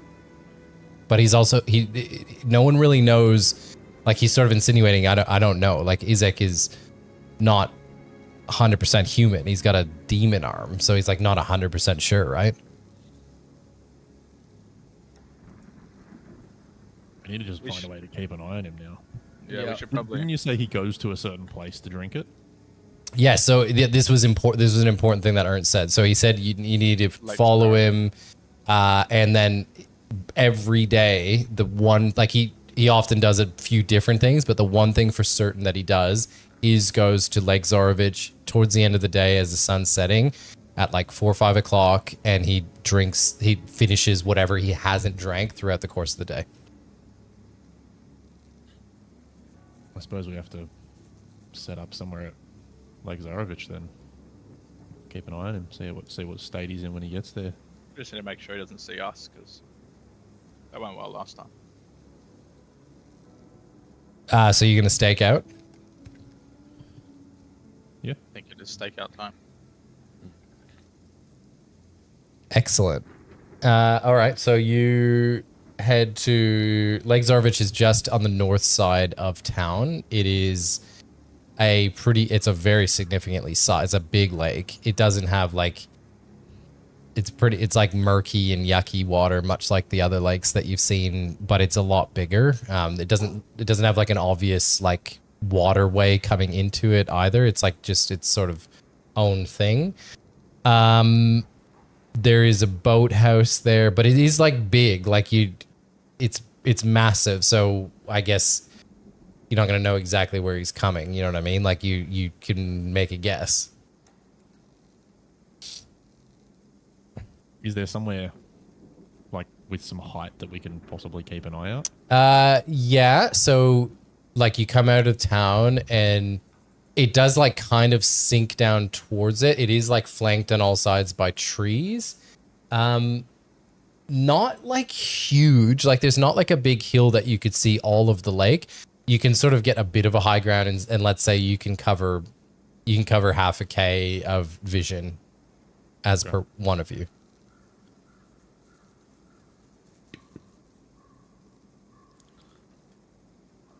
Well, let's go stalk it out then. Yep. What are you stalking? We're gonna go to that raised area where we can see half a K. Yep. And wait for about 4 hours. Okay. So, you gonna talk about anything during your 4 hours? Or are you just gonna sit there? I'm just gonna give Horatio shit for at least an hour of it. I don't think you're allowed to do that. How are you gonna give him shit? Who succeeded? I'm just gonna be like, you are probably the worst person at setting up a disguise ever. Well, Full I stop. tried my best. Anyone I gonna only ever want us to succeed, mate. Well, it didn't work. Well, it did though. Anyone gonna commune with any gods or anything before we get into this? No. Negative. From me. No. Nope. All right, so the sun's starting to. Wow. What the fuck is that? Thanks a lot, asshole. Is there a soundboard?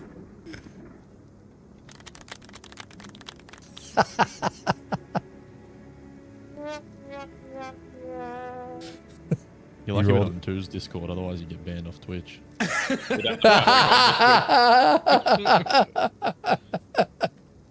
Yep, except nobody watches. You can't get banned if nobody watches. Okay, so the sun's starting to set, and you roll for perception. I can't wait to roll. Surely with Horatio it's with disadvantage because he hasn't got dark vision. Oh, yay, I can see so far. I love this game. I'm so glad I play. Yay! Yay! Let's go, team. What are we getting here? What I've are got. we I only getting see a tomorrow, 4, a 3, and a 5. You fucking actually serious? Yeah. Collectively, we still don't roll enough. Have I added Your some point. sort of mod like on the game that doesn't allow more than 10? Like, I don't get it. I actually don't understand. Do other people have this problem? It's performance anxiety. Yeah. Yeah, when I roll by Blue cheer. myself, I roll fucking 20s all day. I roll so good by myself. Oh my Yeah. God, I'm so good. My rolls are better. Just when people are watching. Yeah. Yeah, just when you watch. Yeah. My girlfriend went to a different school. You didn't know her. All right. It's starting to get dark and you don't see anything.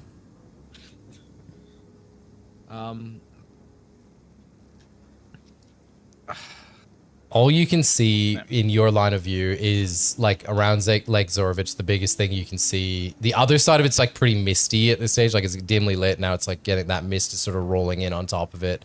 Pretty ominous looking. And then there's like a boathouse. That's all you can really see as like like anything discernible around it. So we do see a boathouse. You do see a boathouse, yep. But no like fire. The boathouse would be, let's say, 300-400 meters away, and it's not like extravagant. Like it's like a little cabin with like a dock. But it's like the only thing that would look like a POI. 100%. Yep. All right. I'm gonna be like, all right, he should be here by now. We should go and check out the dock because we haven't seen him yet. And what it sounds like, this might be our only shot. Yeah. I don't know, guys. I reckon I could have taken him. Yeah, that. Okay, so you walk into the boathouse. Might as well, because we can't see anything Yeah. else. No, no one agrees with you, Solomon.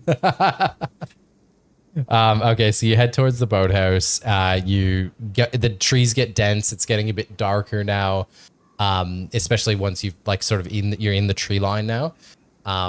Dark, misty. The breaks open and you see the boathouse, which is just like a tattered, like I said, like a tattered old sort of cabin-y thing. And you're out in like a little bit of like a clearing, and you hear the cracking of sticks about 70 to 100 meters to your left. The boathouse is in front of you, but you hear something sort of cracking through the woods about 70 or 100 meters to your left. Can I divine sense? Yes, of course you can. You see Anything affected by the hallowed spell, and know the location of any celestial fiend or undead. none in sight, Okay. and nothing's hallowed except for D's nuts. I'm happy to scout ahead and try and see if I can see if it's Izek or who might be nearby with a fire. Sorry, not a fire. It's like you hear someone walking through, walking. like breaking sticks. So someone's walking Right. towards you, not towards you, but like you can hear them in the woods. And but they don't show up. Not right this good or second. evil? No, So- it doesn't actually detect good and evil. Yeah. We clarified this spell because we had it wrong. Okay. It basically just detects celestials, fiends, undead, or anything affected by the hallowed spell. Okay. But from memory, Izek was a fiend. Was he? Because I think I've used this on him before. Oh, shit. Oh, so you detect someone. Double check it, but I'm Maybe sure I've used it on you him before do. and I detected him.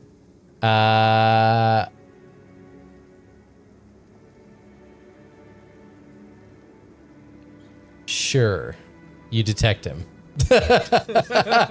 It's very yes, you do detect a fiend. It's possible I used it before we clarified how the spell works, so for consistency, I definitely detected him with it once. Yeah, sure. You detect a fiend.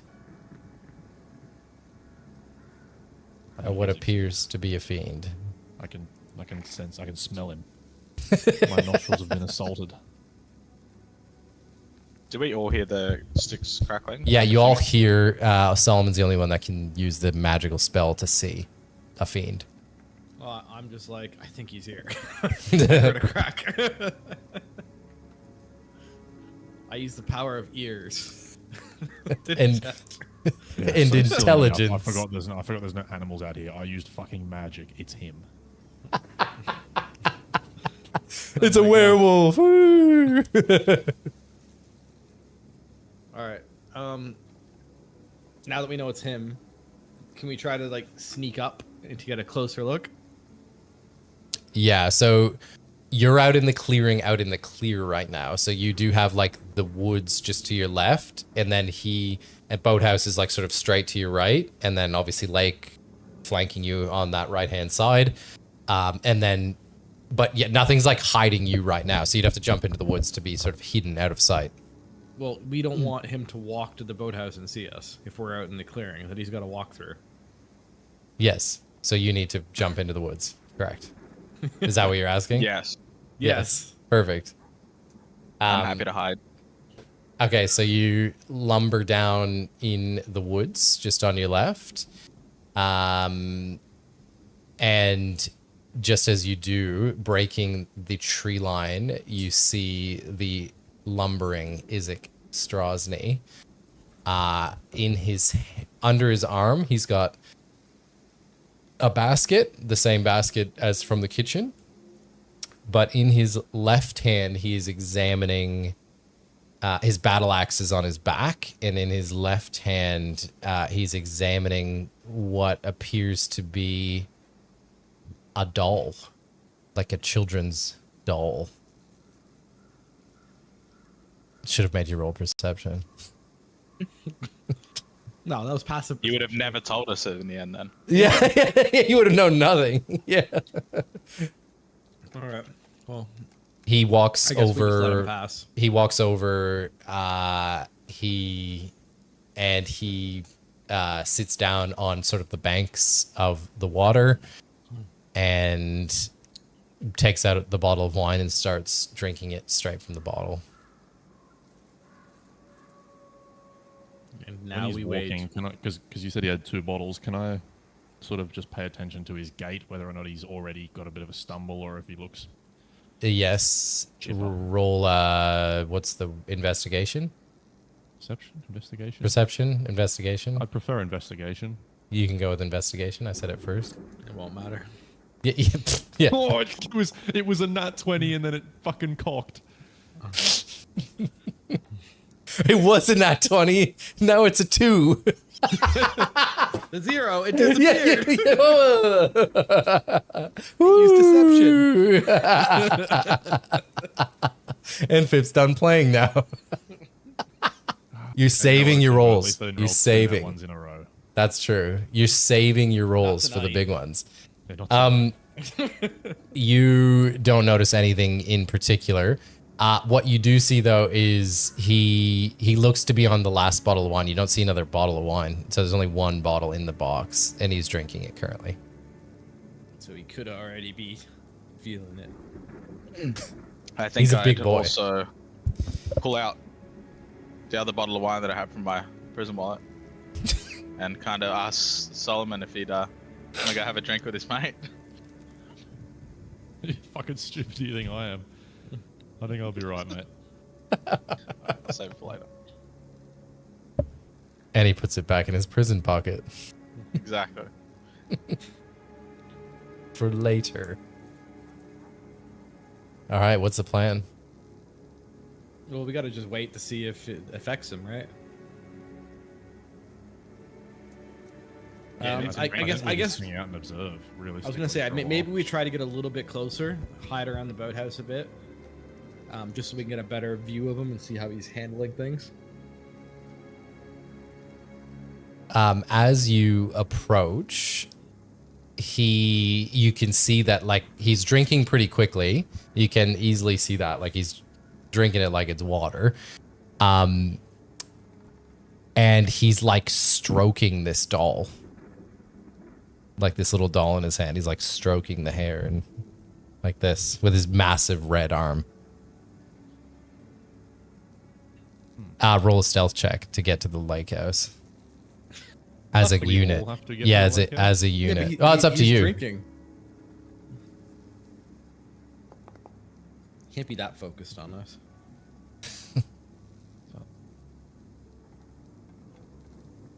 You're gonna need to come in clutch for the whole group here.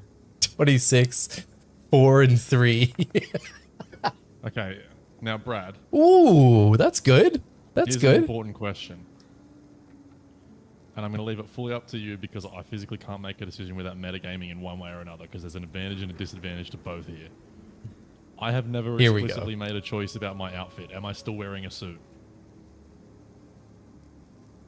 Yeah, we Oh, went it to doesn't bed. matter actually. It doesn't matter actually because that's the whole point of the suit was that it was. Yeah, it was my over your armor, it was so over doesn't your matter. armor. Yeah, it was Okay, over your well, armor. I'm rolling this at disadvantage. Sorry, boys. What? My armor puts me at disadvantage for stealth checks. Okay.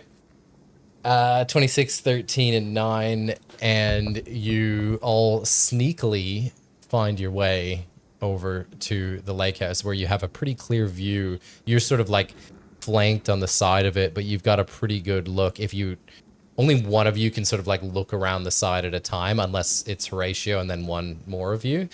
I guess if you, given that you're different heights, you could all sort of 1, 2, 3 it, and like you a can watch Scooby-Doo them. thing. Yeah. One, That's two, what I was yeah. trying to. That's what I was trying to explain. Yeah. Boom, boom, boom. At this stage, you can see he's cutting through the wine. Like he's got like call it that much left of a bottle. Like he's blasting it. He's on a mission. But again, he's just looking at the doll, just stroking it, looking out to the lake, looking solemnly out onto the lake, looking back to the doll, drinking the wine. Can I make out any other details of the doll? Roll a perception check. No. Just say no, Brad. Don't Yeah. bother with the roll bullshit. Ooh. It has. Yeah. It looks very lifelike. Like it looks like a very lifelike female, and it has beautiful red hair. Does it look familiar at all, or just a doll? You're too far away to tell if it looks familiar, but it looks like a female with red hair.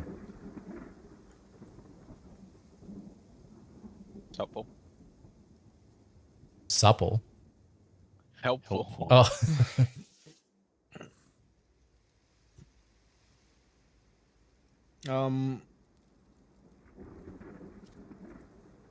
Fuck. Let's just get him. Get I don't know if him! he's actually feeling it yet, though. And he downs. How much is left in the He bottle? downs the Okay. last swig. He almost like guzzles like the last bit as well. Sucks it right back. And he falls over dead. Do I we like just- how Brad's setting up some lore behind this doll as if we're ever in our fucking minds. Yeah, we're ever gonna figure this out. Yeah. What's the fucking point? Yeah. Fuck, do one of us go over and talk to him? See how he's doing? I mean, I can try it, but I want your fucking word that you guys have my back when he immediately tries to punch me. I promise to cast Hold Person on him if he tries to punch you. I'm also gonna preemptively coat my dagger in its venom. Just in case, mate. Okay, you guys fucking better have my back. I will 100% try to hold him in location if he attacks you. And I'm gonna walk up to him, and as I get close to him, just call out, "Isaac!" Before anything, I'm not here to fight, and I'm gonna, as I see him turn around, place my sword down next to me. He jumps to his feet and he says, "What the fuck are you doing here?" Whoa, hey, big guy, hey. I'm new here. I don't know the place. I got told to come here, and I saw you here. And look, man, it's none of my business, but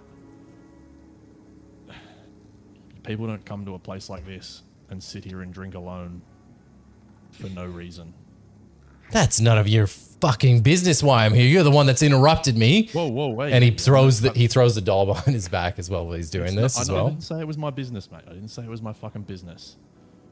All I'm saying is, and I'm going to reach into my pack and pull out the little thing of the bottle of Bundaberg that I have, is if you want a man-to-man to drink with, no questions asked, just someone to drink with, let's just call a truce for the night.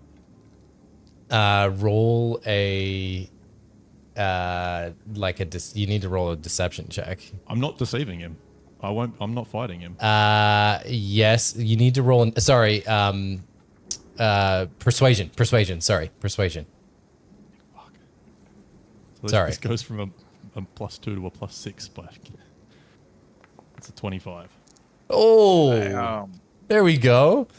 And he looks at you like really, like he has a pause, and he's like staring at you. He does do like a weird like little eye roll kind of thing that you pick up on, that he's like, oh, he looks like he is a little tipsy, and he's just like, well, I guess I got nothing left. You've got something there. I'll have a sip, but then get the fuck out of here. Yeah, no, as you wish. Like I said, I can't let a man drink alone without at least offering company, mate. I'm gonna sit down next to him. Just say this is a famous rum from my hometown. Actually, it's from the Isle of Strahd, and I'll take a swig just so that he knows it's not poisoned, and then hand it to him to have some. Yep. Okay. And he sits down like he was standing when you sat, and then he kind of like looked at you sitting. You put your sword down too, didn't you? Yeah, it's a couple of steps behind me. Yeah, he has not put his down. It's still on his back. He's not got it in his hand though. Okay, sits down and he has a sip of the drink and looks piercingly over the lake, but looks at the bottle as well, and he's like, It's good. that's all right. It's good.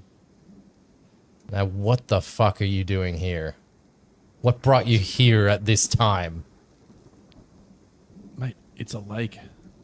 It's probably one of the only places I've fucking seen since I got here that's nice to look at.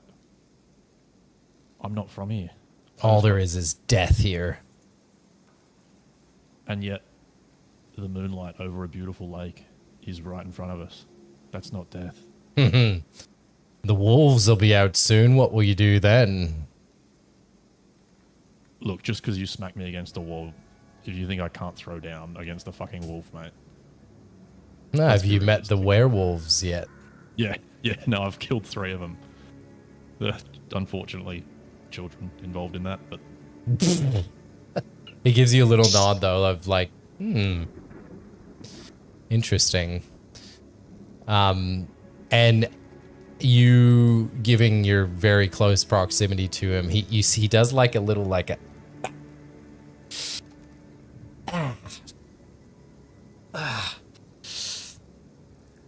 shakes it off a little bit. I'm not going to bring attention to it. And he takes the bottle right out of your hand and starts drinking it himself. So what about you? Why this place and why this time of day? I mean, obviously I know you're high profile, probably privacy, but it's none of place your significant to business. That is none of your business. I come here every day, but yeah, just to get away from the crowds and I don't know, drink to myself. look, forgive me for prying, but if you just wanted to drink by yourself, you wouldn't have let me sit down, mate. I would have been halfway across that lake by now, and you know it. I'm not asking for your life story, but and he this looks. place is obviously important to you. He's like got two hands on his head now, and he's like, shakes it off a little bit, and he just says, "Yeah, look, it is. I've been coming to here every day since I was a young child, and it is special to me. It is my home. Let's just say I might have lost someone here a long time ago." There's no shame in that, mate. I've lost many people myself. I sort of tentatively just want to motion to the doll.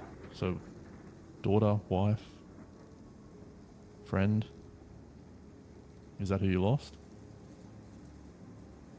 And he looks at you, and he's like staring at you. He like looks down and like tucks the doll like sort of even further back, and he looks at you, and he starts throwing up. He starts blowing chunks, just exploding next to you like this green, like bright green vomit. And he's looking at you, and he's, "The fuck have you done to me? What is this? The fuck?" He jumps to his feet. I cast a message to LePage. Get here quick. "You've poisoned me. What the fuck is that?" Whoa, hey, I've drunk just as much as you, mate. It's not whatever the fuck. That's hardly down the bottom of your throat. That's not me. I immediately cast Hold Person on on Isaac. Okay. What is the wisdom save. 14 wisdom? All right. Ooh, I got to roll a dice, don't I? He rolled a 15, and he passed. And Okay. he says, "Oh, you're not alone. Who's there? Come out now. Come out with your tricks." And you will be rolling for initiative, because that happens in this game. And he pulls out his great axe. "I knew you weren't to be trusted. Now I've got you alone. I'm gonna kill all of you." How do I roll for initiative again? It's been 6 months. Yeah. Yeah, can you set up a combat thing for us here so we can click Oh, the link? I'd love to. Well, No, I will do that. I'll do that. Hold on. I did actually prepare something earlier for the boys. Mine was good. Hey, my best roll of the night. Let's go. I think I'm gonna have to do the initiative on paper anyways, so. Oh, sick. No, I'm just saying you can take it, is what I'm saying. Yeah, no, that's what I'm saying. Sick in a good way. So Horatio, you were there. LePage, let's say you're about there, and then Solomon, you're about here, right? Does that look about right? I'd suggest You zooming can't in. see yet. It's You- game paused. Can you see now? Still loading for me. Yeah, I have 99% loading. Excellent. I can see it. It's still game Excellent. paused. I've Okay. unpaused it now. Not for me. I thought they were in the boat now. No, they were like on the dock. Well, the I'm beach is gonna leave. Yeah, it yeah, running. that's I think mine's bugged. Because I'm also not seeing rolls come up on it. I just realized I've been looking at them on D&D Beyond. Ah. You probably just gotta click the link button. Link the two. Can you turn on it's D&D not bad. combat music too? Because even if even if I haven't linked it, I'd see your rolls, but I haven't.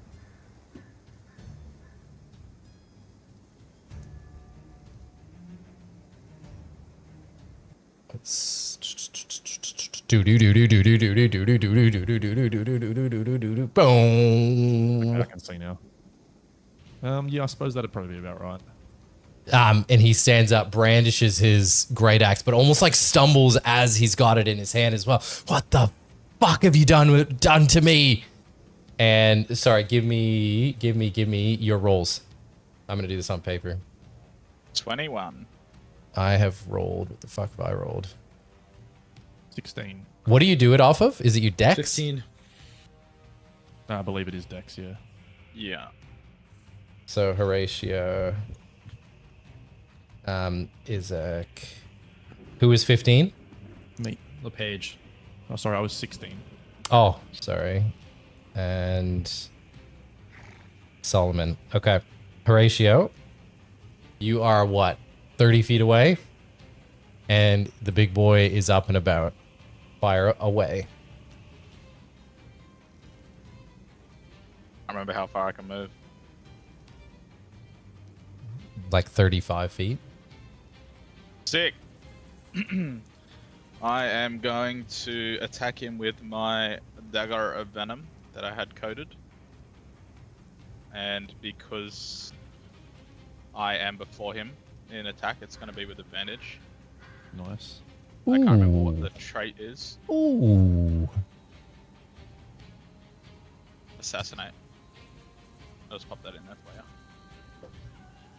you. Alright. Yeah. Out of curiosity, is there any surprise benefits here? No. Okay. That will Just a hit. 25 hit. Yes. Oh. You getting up in his face though? You meleeing him? I am coming to melee him. Okay, Yep. so you want to move your character as well on screen. Oh, Do that. that's right. I forgot I could do that. Amazing the things you forget when you don't do something for a decade. See, within 5 feet. Yeah. Solomon? Yep. Stick. That'll be a flat roll and then sneak attack as well.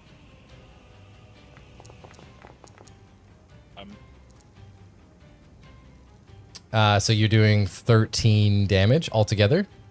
So that's just the dagger for now. If you do a DC 15 on Constitution, you can negate the poison damage. Con 15. All right, that is Yep. negated. He rolled 19. Of course. So So now it's just 6, and then my sneak attack. yep. which rolled quite well. Ooh, Woo! 23. Wow. 23. All right, so you give him a stabby. That's right. We don't need to perceive jack shit. We do combat here. Yeah. And then...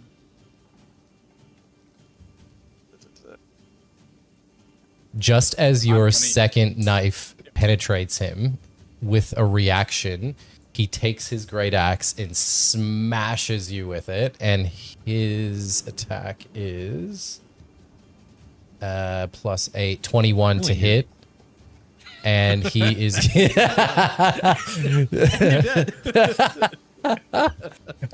in like a drunken stupor. He smashes you, slashing across your body with his great axe, and does 1d10. 106 damage. Wait, what's your max HP? 11 slashing damage. Would that count as an attack? Or is that just a reaction? Reaction to an attack, yes. It's an attack is... Oh, sorry, a reaction where you attack is still an attack. Yeah, it's an attack. Just thinking for uncanny dodge. Oh, you can uncanny dodge that for sure. Ooh, of course you Just could. double checking if that was... Okay. I think, So is right? that Yeah, 100%. up, rounding Yeah. up? It's any attack, whether it's opportunity attack or reaction attack, whatever. It's an attack. You can use your reaction to have the attack's damage. It's the favorable way. So it's, what So did I you say? do less damage. Yeah, 11. 11. So you do 5. Alright, cool. And I need a different dice. I can't even fucking see that one. There we go. then I'm going to use my bonus action to disengage. And I would have only 5 feet left. So, I'm yeah. fucking fighting someone. I'm G'd up. I'm going to smite him. It's going to Boom! Boom! Yeah. That is my go done. Okay, it is Isaac's turn. So Isaac is going to, what can big Isaac do? He's going to take, given you, obviously you've deceived him, he's going to go straight at you, Solomon, with the big axe, wielding it in his normal human hand. I haven't deceived him. I was really hoping he wouldn't start throwing up because I didn't want him to think this was me. I was just trying to get a gauge of how fucked he was. You just letting everyone know that mid fight while he's like, No. It's not a character. I know. Solomon's not performing a fucking university lecture mid-fight. He misses, but okay, so he goes to swing with his offhand, misses you, Solomon, in a drunken stupor, and he takes his demon arm and blasts a ball of fire towards Horatio in rebuttal of that damage that he just struck on him, and he is doing that to hit would be 23, and he's doing 2, 6. Is that a ranged attack? That is a ranged attack, and it Allowed will. to do that without and- disadvantage. Yes, he has disadvantage. Oh. And he got 21. Yes. Jesus. He is clearly. You don't have a +30 to hit on your attacks as well? So everyone is aware he is stumbling as he is fighting. He is like clearly in an inebriated state. His head is like, he just like barely like takes out his arm, blasts you with it, and does 2d6, 11 damage fire. How much was that, sorry? Oh, you're just rolling it.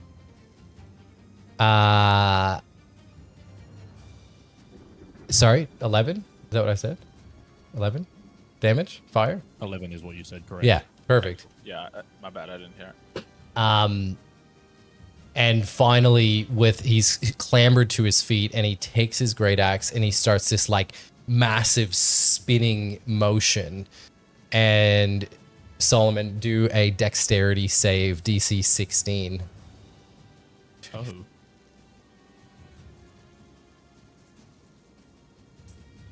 That's a no. 14. You take. He swings his great axe around in a swirling spiral, and you take 6 slashing damage. Oh, that's not too bad. I was fully expecting you to say 16. I think that's right. No. And that is He'll rush over back to where you were and take like melee distance range with you, Horatio, and he'll end his turn. It is Solomon's turn. All right. Let's see what we can do here. Jokes. I'm going to smite the fucker. Fuck me.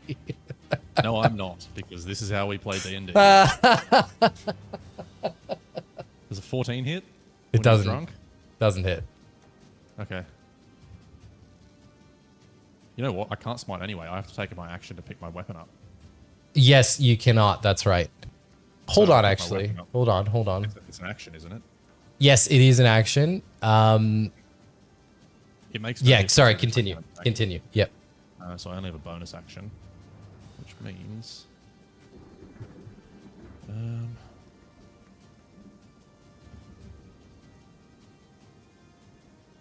fuck it, yeah, let's just do this. I'm going to use Celestial Revelation, Necrotic Shroud. So you'll see that like ghostly form come over Solomon and the like skeletal, ethereal wings spread out of his back and like shadows encase him. And the big bad guy has to make a DC 14 charisma saving throw. Surely he's not charismatic. Holy shit, he is. Of course he is. Sorry, So what's Solomon's just gonna look what's the really cool for DC? next DC 14. So Solomon's just going to look really cool for the next turn. It's going to do nothing. He failed. He rolled a Thank 9. fuck. He's now frightened of me. Ooh. Okay. He's scared. For how long? Until the end of my next turn. Sure. Okay. That's the end of my turn. So you picked up your sword. That was your action. Yes. Okay. It is LePage, your turn. After All right. your whole person failed. LePage is going to launch a fireball just past Isaac and then have it hit him with the AoE of the fireball. Yep. Hit it. Jesus. But he can do a save. Yes, I know. 14. DC 14, dexterity. He Is there something I don't know about Fireball? Because like that's hitting 2 and I as well. No, it's Yeah. not. I've launched it past He him. he could metagame it and say like he's not. He like That's what I'm saying. So Yeah. So you guys are so if it's within 20 feet, I can. That's why I purposely said I'm shooting it past Isaac. I mean, yeah, it says a point you choose, not a character, not a target you choose to make an attack against. Yeah, that's what I was saying. I was shooting like I'm shooting like out here. Because there is some stuff you have to target someone, so you can't do that. But yeah, no, Yeah, like that's I'm fair enough. shooting like out here. That's what I'm saying. Okay. I don't know if you can see he's my BG3 Yeah. aiming it. Yeah. He failed the save, so he is being struck with the full force of the fireball. It is as the fire wreathes him, though. It is like he's able to like absorb some into his arm, and like his arm just like burns brighter with that fire. Ah, That's right. okay. I forgot he absorbs all that fire shit. We tried this on him once already. Did you? Yeah. I don't remember that. I don't know if it was him. It might have been someone else. Maybe it was someone else. Who did we fight and they absorbed fire? Was this in a one shot? This has happened before. I know what you Deja mean. vu. Yeah, I know what I you think it was mean. in a one shot. All right. That's my turn then. He did take damage, though. I want that to be clear. That's the best spell ever. You don't have to roll to hit. It is Horatio's turn. But that's my second. No, sorry, that's my first pack spell I used. Got one more left. I am gonna hit him with the classic crossbow. Oh shit! Does a 17 hit? Yep, absolutely.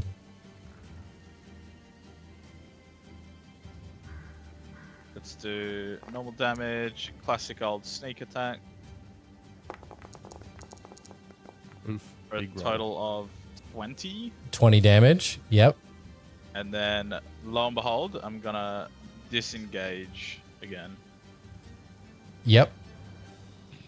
Nice. and that is my go. As you flee and disengage with him, Izek dexterously flees from Solomon before Solomon has a chance to react, chasing the fleeing Horatio down with his great axe, and with his reaction is going to try and hit him. And a 20 is his roll. No, he makes that with disadvantage because I'm in his line. Yes, he does. He does make that with disadvantage. I forgot. He still is going to get it. 20 is the lowest. So he's hitting you for... On. I tried to. Yeah, no, well done. I should have got that.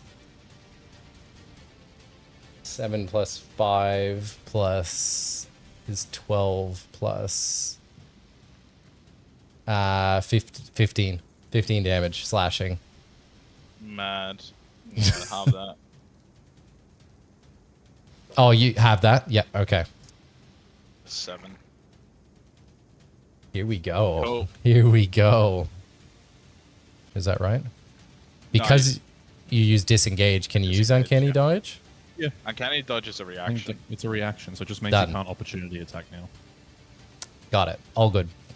It is Izek's turn now, and he is actually, given his proximity to you, LePage, he's gonna like run around the side of Horatio. He's gonna keep distance with both of you, and he's gonna do his whirling attack with his. He's gonna spin up his battle axe, and both of you do a 16 dex saving throw. Did you say it's 16? 16, 1-6 save. Oh my god. All right, Horatio saves. Is the blade just gonna spin above my head? Yes, that's exactly what happens. Where is my... Depending on what the page rolls. Unless it's a 1.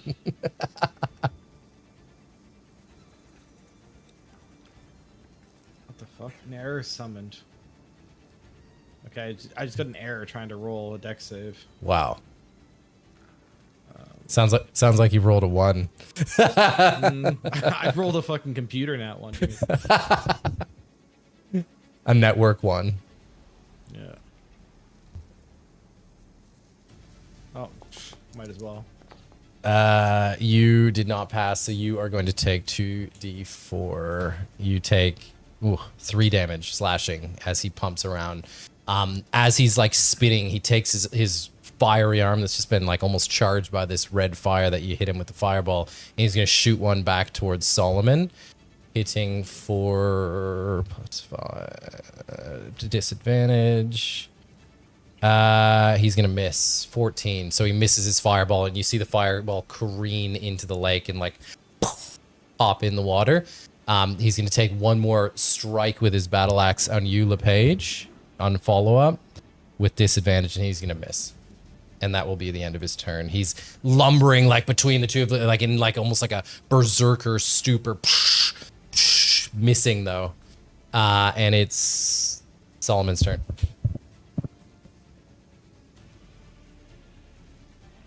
Smite, smite, smite, smite, smite.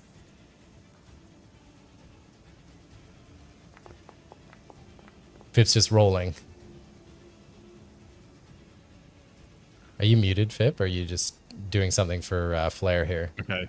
Are you aura farming? In my defense, I was absolutely muted, but I said I'm gonna smite, and as I said that, Brad went smite, smite, smite.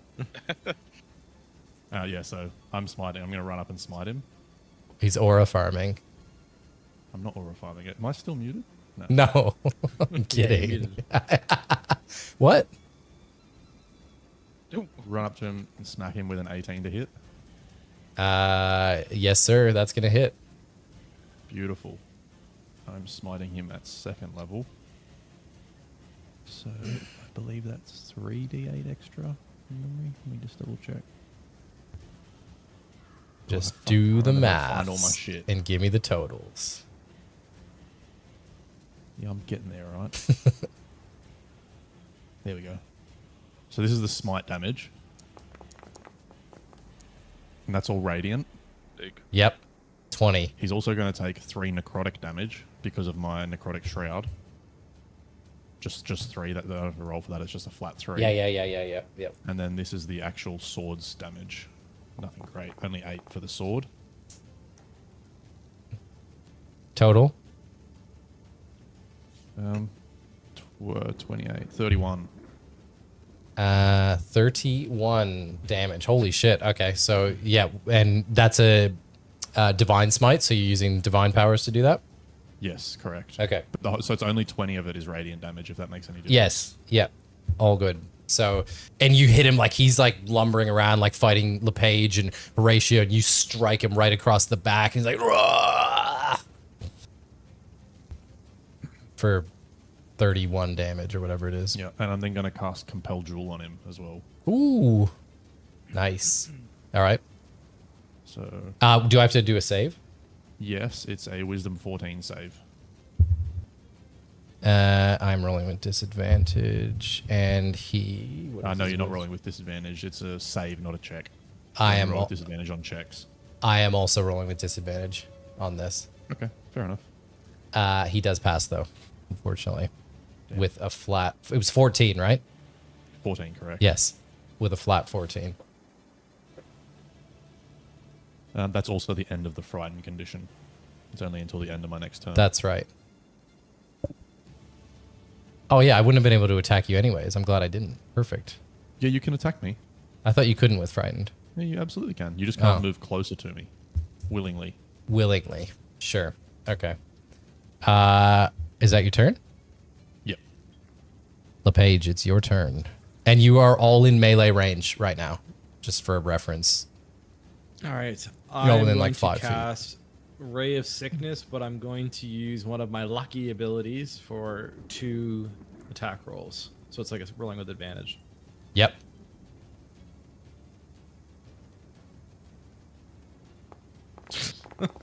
Sweet.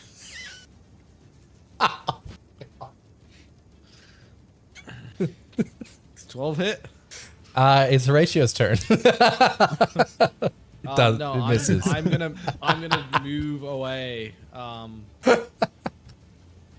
I am going to disengage to get away. Excellent.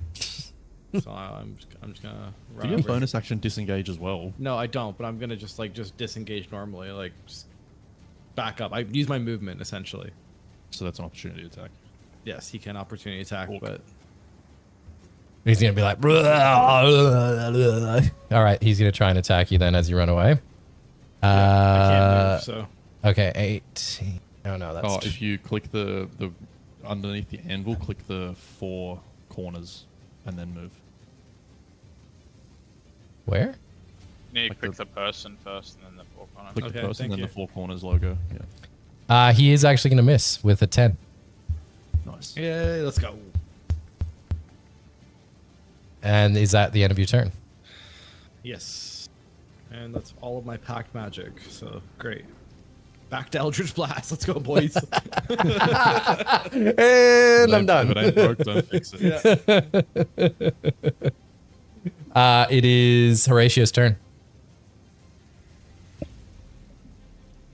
Can I see the little doll? Use a little back pocket at all? Roll a perception check.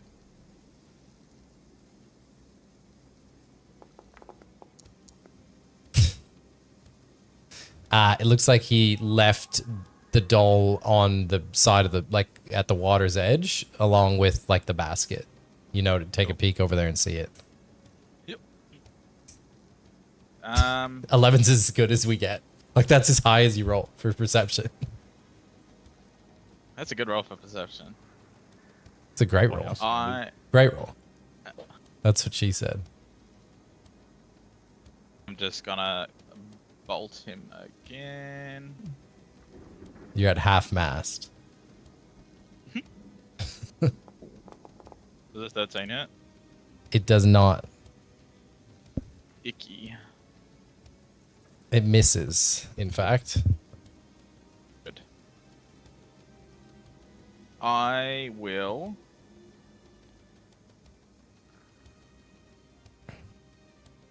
Disengage. A little bit further. Perfect. And then that'll be my turn. Yep.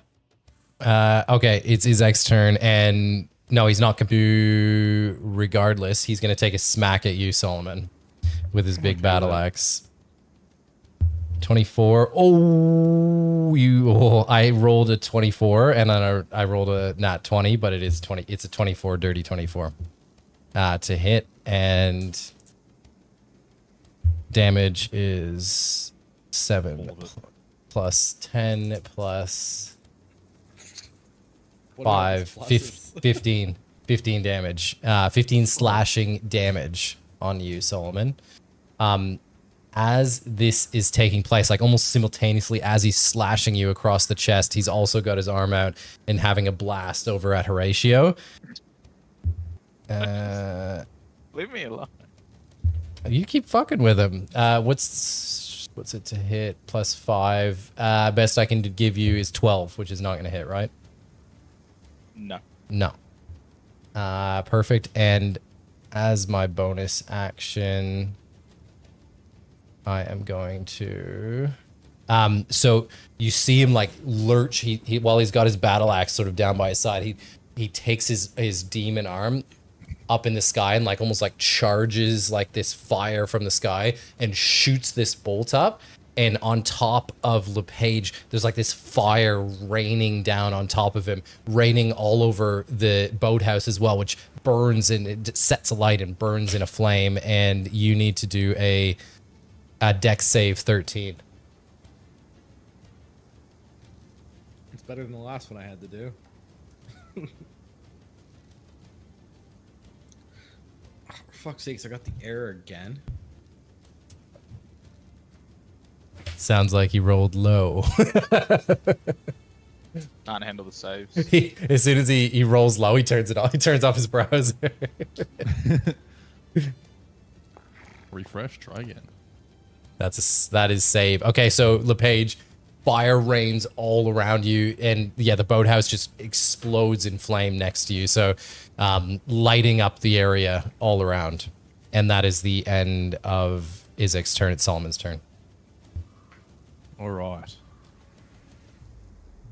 I don't want to do something other than smiting. But it works so well. Riz him.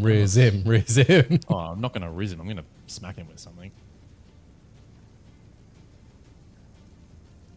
Fuck it, yeah, let's do this. So, you just see these like two ghostly hands reach up from the ground and like try and choke him, and I'm going to cast Inflict Wounds. Nice. 23 to hit. Hit.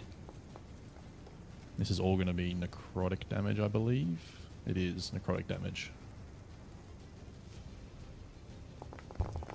Ooh. 16 total damage? Yep.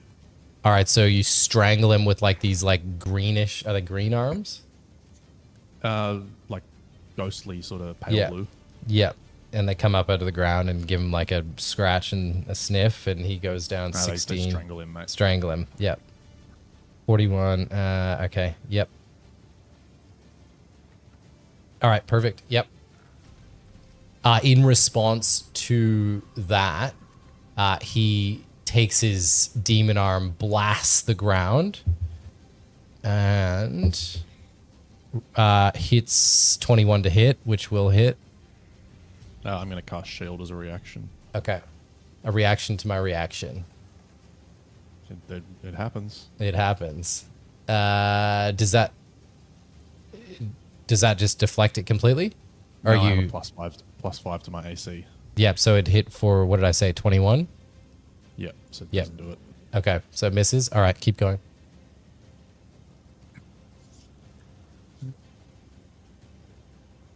That'll be the end of my turn, actually. I don't really have any useful bonus actions right now. And LePage, you're up. Okay. I'm just like,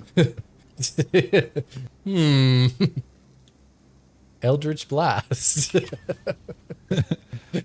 Let me open up my spell book. yeah. Let me get this going here. just making sure that the damage is right, because I get. Do you have combat music on too? I do. I do. Fucking good.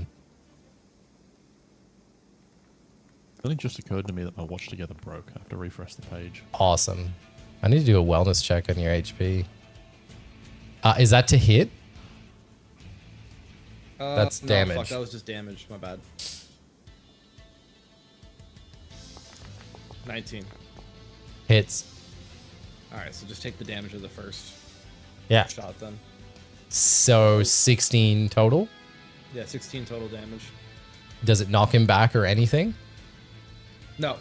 Okay. Mine's just, it's the not the knockback one. It's just the double roll. What color is it? Like, what does it look like again? I forget. You know, like a whole bunch of Seminade. Wait, why is it only 1d20? What? For what? Yeah, yeah. Okay, it's 1d10 plus 3.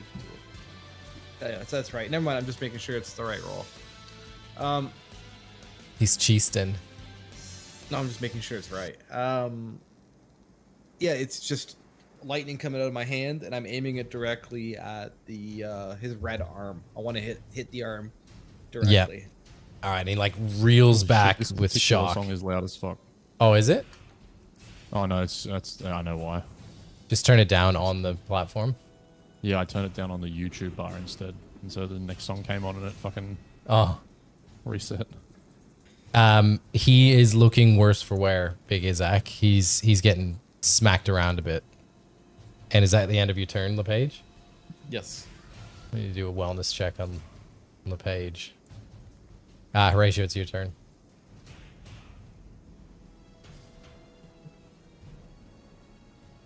I'm just gonna bolt him. Bolt him, bolt him, bolt him. Wherever it is, there it is. It's a 24 hit. Yes. Sick. A sneak attack. Give me the total. Give me the total. Total is Ooh. 21. Woo! All right. With that, so he takes 21 regular damage. Yep. Yep. In response to that, just as the crossbow hits him in the chest, he turns around with his arm, gives you a little blast of his fireball arm, and hits 23. Sorry, 20. 20's gonna hit. Yep. And shit, I can't remember. 2d6 plus 9. 9 damage in rebuke. Alright, I'm gonna reaction that one. Uncanny And he dodge, like I'll take 4 damage. he like stumbles with the bolt as well, and like clambers to the ground as he shoots you, but he's like ugh, ugh. And like he's really like, what the fuck have you done to me? I'm gonna kill you all. But he's looking real worse for wear now. And we're like, no, you're dying. I am also gonna walk over and pick up the doll that he had. And you said before I couldn't see any better details. Yep. Does it look any more familiar now that I'm holding it? It looks like Irina. Is Irina the one that we like?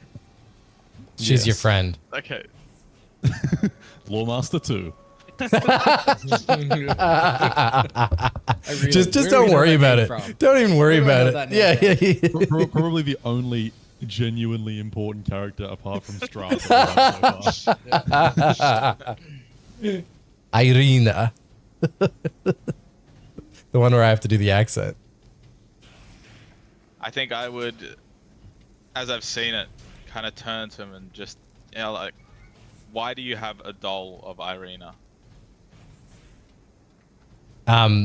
He's like clambered over, like vomiting and like bleeding out right now, and he's like he looks up at you and like in his like haze, and he's like, "Give me that fucking doll back! Put her down!" But he doesn't respond.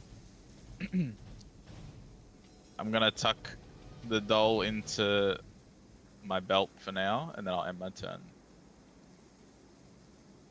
All right, so Izek is in like an absolute berserker rage, and he is going to hurl himself at you, Solomon, with his battle axe and miss. Well, again, taking another blast, like trying to kill. He's like just got this demon eyes for Horatio now, and he is going to hit for. He's gonna miss. And again, the fireball zings past your head, Horatio, and bursts into the water. But just as he does that, he calls to the skies again, bringing a shower of fire down all around you, Horatio, and do a dex save, please, for 13. You are going to take 7 fire damage as the fire rains all around you. That is hurting. And I'm going to end my turn. It's Solomon's turn. He's like almost lumbering over on one arm. Does a 16 hit? Yes. Okay, cool. I love the concern in your voice, though. Oh, no, there was a plan B, don't worry about it. He's, I was hitting one way or another. I just wasn't sure whether I had to use something else to hit. yes. Alright, so this is the damage just for the sword. And this is the damage for the smite. So 11 slashing damage and 9 radiant damage. Wow. Okay. All right. So you hammer over the lurched over Izek Strahd, smashing him across the neck with your great sword, bursting into radiant damage, and seemingly Izek is knocked to the ground unconscious. But just as soon as he hits the ground, his fiery arm charges with the most burning red that you have seen yet, and it almost like envelops this red flame, almost envelops him in his entirety when he's on the ground, and he almost like demonically like clambers up to his feet, and he starts to like go Super Saiyan charge with this red. Wait. You didn't say there'd be a phase 2. You interrupted me. I was getting into that. He like, all right, he plants his legs, and that fiery arm bleeds like into the rest of him, and he's like his chest like bursts through, and he's almost turned, like you see his ears start to point, and his nose starts to like crunch into his face, and his face stretches out and his teeth turn even more snarly, and he's standing there in front of you, just like flexing with all of his might in this monsterly form that has taken Izek Strahd in his entirety. And he's almost like radiating heat. You can feel it, Solomon.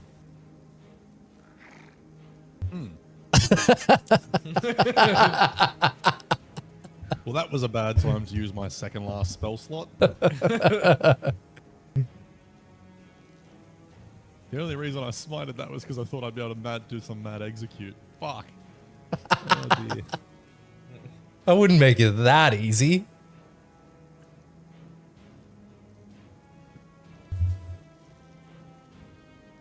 Now I gotta check my new attacks. Yeah. Now I'm fully upgraded. Yeah. This isn't even my final form. Okay, actually, I have 2 spell slots left. But I'm still in a spot. Yeah, no, that's going to be the end of my turn, man. I don't know what to tell you.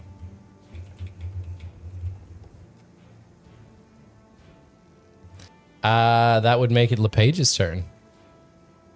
Okay. LePage, you see this lumbering fiend in front of you burning with unholy flame. I use my lucky to get an advantage roll. And I'm going to try and to hit him with a poison spray. Pew, pew, pew.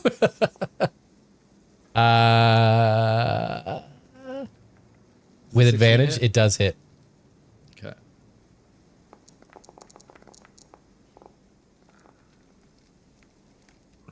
So that's 7 poison damage, and on hit, the target takes 1d12 poison damage, so that's the hit. And does it last? Do you get poison from this or no? I am I'll poisoned. just save for it. I am already You are? poisoned. I am poisoned. Okay, but you know what I mean, like. Yeah, I am more. that I don't already. think there's more. No, I can get. I think I can, but I am already. No, I think you're right. I think I have to roll a con save to not get poisoned. No, there's no poison on poison spray. It doesn't look like. Got it. All right, that's it. Sorry, how much? So is it 7 total? Yeah, just 7 poison damage. Okay. Horatio, you got doll in hand, fiend in front of you. What's next? Can I walk into the water at all? You can do whatever you want. it's D&D. I don't know D&D rules. Yeah. I'm gonna walk into the water. Well, you can. It depends. You can can your character swim? Like those are all things. I'm still standing. I'm not swimming. Yeah. So you're up to your knees, To waist. like my shoulders. Yep. With my Wow. little crossbow like out of the water. I'm gonna shoot him again. So the flames dissipate off of you that were burning you a moment ago as well. 21 hits. 21 hits. Shoot him. I'll sneak attack him. Ooh. 26 total. Wow. Okay. Excellent. All right. 26 damage. Yep. Fucking heavy hitter. Yep. All right. In response to that, he launches towards you he almost goes airborne. So he shoots like both of his fists down, jumps up into the air, and like slams on top of you. Fully the whole time he's like jumped through the air. He'd be able to reach you. And he +8. 23 or 20 to hit. And you are in water, but 1d4 +5. Can Horatio stand above the water, or Well, he kind of is, My I head's think. above the water. He's doing 8. He's doing 8 bludgeoning damage as he smacks down on you. The fire negating that burning, searing flame from his Did you arms. say he ran to Horatio? He took his fist, smacked into the ground and launched over top of you into Horatio. Does that not provoke opportunity? It does not provoke opportunity That's attack. nuts. Thank you for asking and clarifying, though. So he's just on the shoreline. Horatio's just in the water, but he's just smacked him on the head, done 8 damage. That hurt.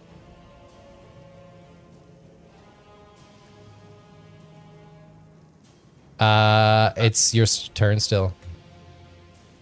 That's okay. I'm down. You're downed? Yeah. Oh, you fell down. Yeah. Are you drowning then? Ooh, you are. Maybe. You are. Because you got I don't know downed what the above your rules are, though. You might be drowning. So does that mean he's not unconscious? Isn't he's unconscious? I would say there's a certain amount of rounds he can survive before he automatically fails death save. Yeah, because he's in the water. Okay. He's like, So I don't know. I don't know the rule, but I would assume it's that. it's a niche situation for a guy short enough. He's that far in, gets knocked on the head. Yeah. There's a niche situation there. That's I a just make it forgot up on the that, fly. DM But could make also, someone he's incredibly Super Saiyan wide, so massive slim. lungs. What did you big say, oxygen supply. Horatio? I just wasn't prepared for DM to absolutely RKO me with the big bad dude. You fucking asked for it. You just did 100 damage to him. You've done 100 damage to me. It's my turn now, isn't it? Yeah, perfect. It's Izek's turn. All right, so Izek is like, yeah, kills him. Yeah, yeah, yeah, just smacks him right on the head. Game over. Runs. He dashes back over to Solomon and with his big fist out. Is he still super fiery, even though he was just in water? Yeah, he's fiery. He is going to miss on his first attack, but he is going to blast. He takes both of his arms, puts them together like this, and flames explode out the front of them, and he is going to line of sight both of you with that attack. So you both need to do a 13 dex save. That's not too bad. I'm going to fail it anyway. Yep.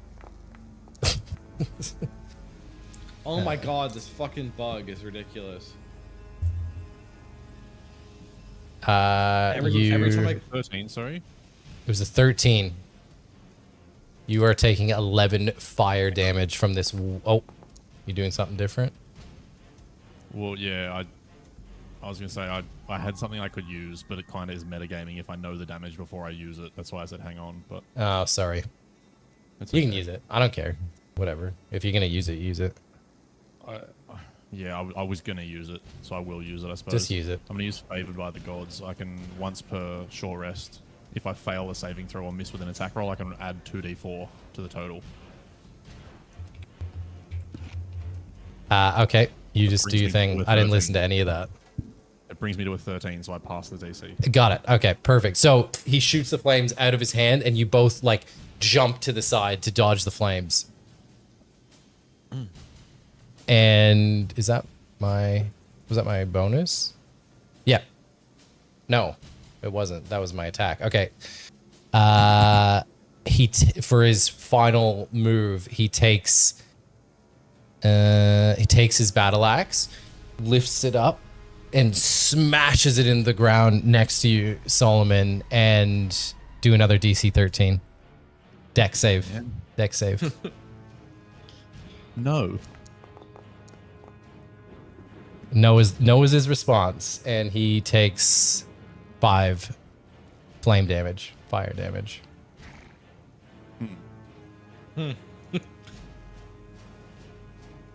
We finally done with this campaign, boys. It is. What page? I'm looking great. Okay, that makes one of us. Okay. It is Solomon's turn. Sorry. Mm-hmm.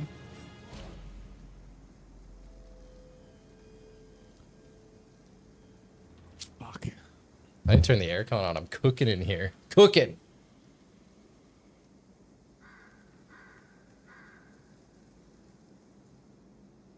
Izek's cooking perceptile dysfunction right now.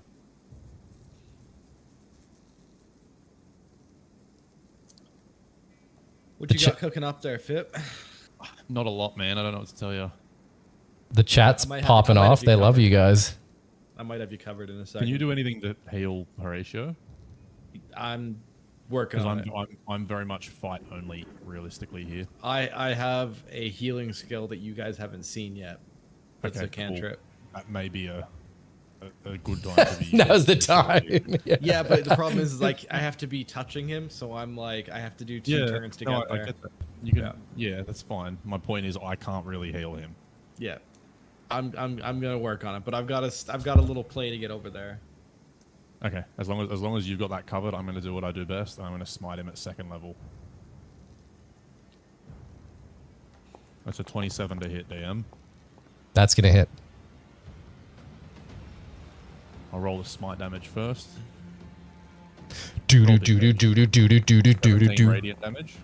Whoa. That actually did roll well, so. And not a great roll on that. 9 slashing damage. So a total of 26. 26 damage. Some big attacks from big. Okay, so 26. Got to do my Very much math. running out of utility here, though. I like it. Is that your turn? Yeah.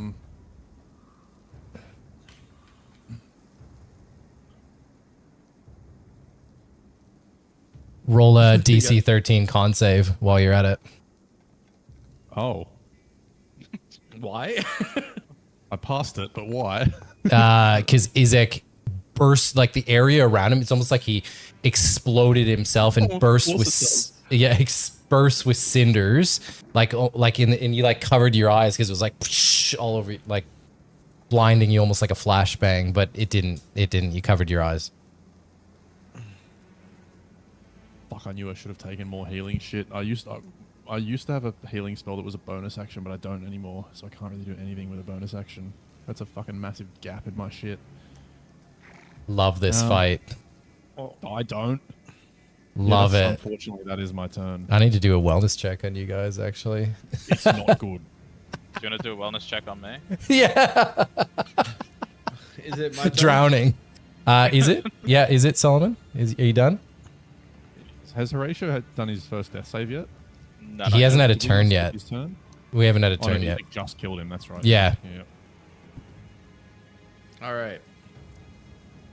So LePage is in a conundrum here because he either has to save Solomon or save Horatio. He has to make a choice.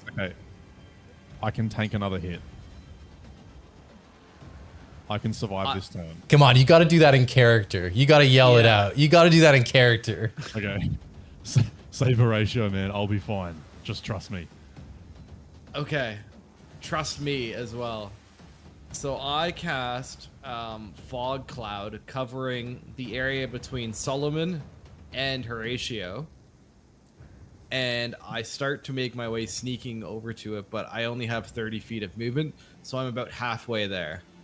So I've covered the area between Solomon and Horatio in the water of cloud of fog. So I'm standing in the cloud. Yep. Solomon's just outside of it, and Horatio is inside of it. Okay. So basically, it's me and Big Boy. Yeah. Cloud. Yeah, In a it's you, cloud. Big That's boy. what we want. That's what we in a- want. That's a good in thing. Okay. a 1v1, and Yeah, I no, I'm can't good move with my that. character, but All right. you can move me to like. Oh, somewhere in the sorry. middle. Yep. You about 30 feet. Yeah, you can get there. Let's say. Yeah. Yep. So then I'm a one turn away Yep. Okay. from being able to pick him up, Yep. and that's me kind of just giving Solomon his space to fight, but also protecting myself and Horatio from anything that's going to kind of get thrown our way, because it obscures his vision completely. Yep. He like yells out though, "You can't get away from that easily. I will find you after I kill your friend." I say, "No, you won't." Please don't. You're so zesty, bro. Oh, you. Someone wrote, "Hope homie has scuba gear in his backpack." He does, in fact, not. Yeah. All right, that is my turn though. dude. Horatio, it is your turn to roll a death saving throw. Don't roll a 1. Good. Nice. All right. That's very helpful. He's like turned over in the water. All right, Izek's turn. Well, it looks like it's just me and you. Your cowardly friend has run away, and Cool, prick, see what happens. he's gonna fuck you up now. What's he gonna do to you? Oh fuck! Should have done that. That's way cooler. Okay. For me. Yeah. It's coming. It's coming. All right, he's going for just the big punches straight to the face. He's going to miss the first one. And now in his fit of rage, he's going to take a big swing with the battle axe overhead and also miss, unfortunately. Like he's really like stumbling and clambering now because he's poisoned and he's like, his head is splitting, but he's like just like blindly berserking and attacking, and he's missed you a couple of times. And then in his rage, he is what is he going to do? He is going to like explode around, like he raises his hands and all this fire just bursts out of his body. And roll a DC 13 dex save. Like this save bullshit, because that's the one thing I can't do anything about. Okay, I rolled 19, 20. That is going to save, and you jump down and dive out of the way of this explosion of flames all around him. And he is... That's his turn. Can I get a bit of a wellness check on what he looks like? Is he struggling, or is he fucking still just pounding? He's damaged for sure. Like he's got bullets in him. He is bleeding red blood. But he's still up and about. Do a medicine check and I'll tell you more. Okay. Go fail your medicine check and let's continue the fight. Fuck you. Yeah. He's still like he's half health, let's say.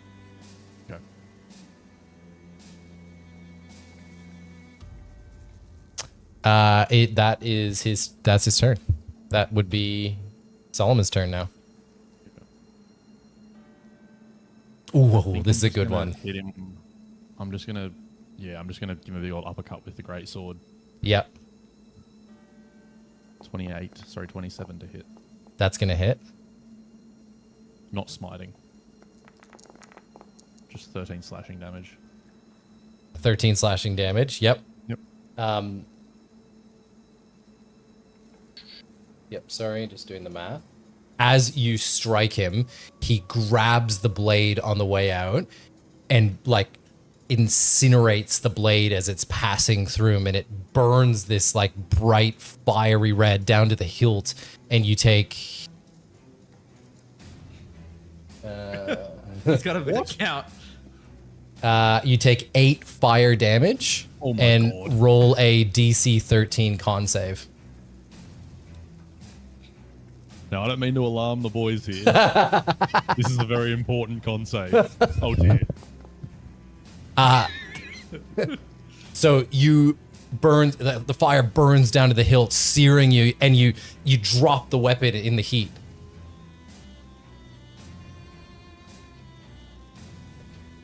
Okay. I'm writing the It's like, okay. script.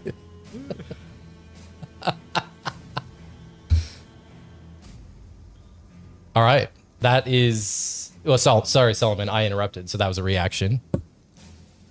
You want another one? I mean, I don't.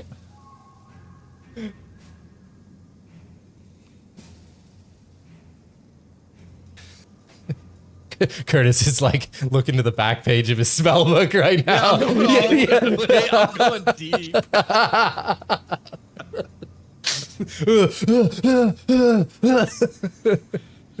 Because I can't even see what's happening, right? Like I'm just like going through the fog, making my way towards. 2's 1,000% on RuneScape right now. No, he's been fucking. mate, I'm locked in. He's fucking sailing. Let me frame this. Horatio is down. Solomon's obviously fucked out of his mind, and LePage is in a fog of cloud right now, out of Do we want spells. like, out of character, would we all like an objective wellness check on Solomon's HP right now? No, I want to be surprised when you die. Okay. Okay. You won't be surprised. So surprising next turn. Fuck, man. There's got to be something I can do to help myself out here. Go into the fog. I love the way this character is Wink, written. wink, wink. It's so I cool. can't because he'll provoke opportunity attack. I want to use Not the if you reaction. step I into can't the go fog. Doesn't matter. He's already used the reaction. I'm gonna back into the fog. Curtis is clutching up. Yeah. Okay. Yep. All right. So you like dip into the fog, Solomon, after you've dropped your weapon as well. So your sword is next to him. You're moving away from it. Just an FYI. I'm Okay, so that wasn't going clear. to expend a sorcery point to gain back actually both my sorcery points to gain back another first level spell slot, which is a bonus action. Nice. Okay.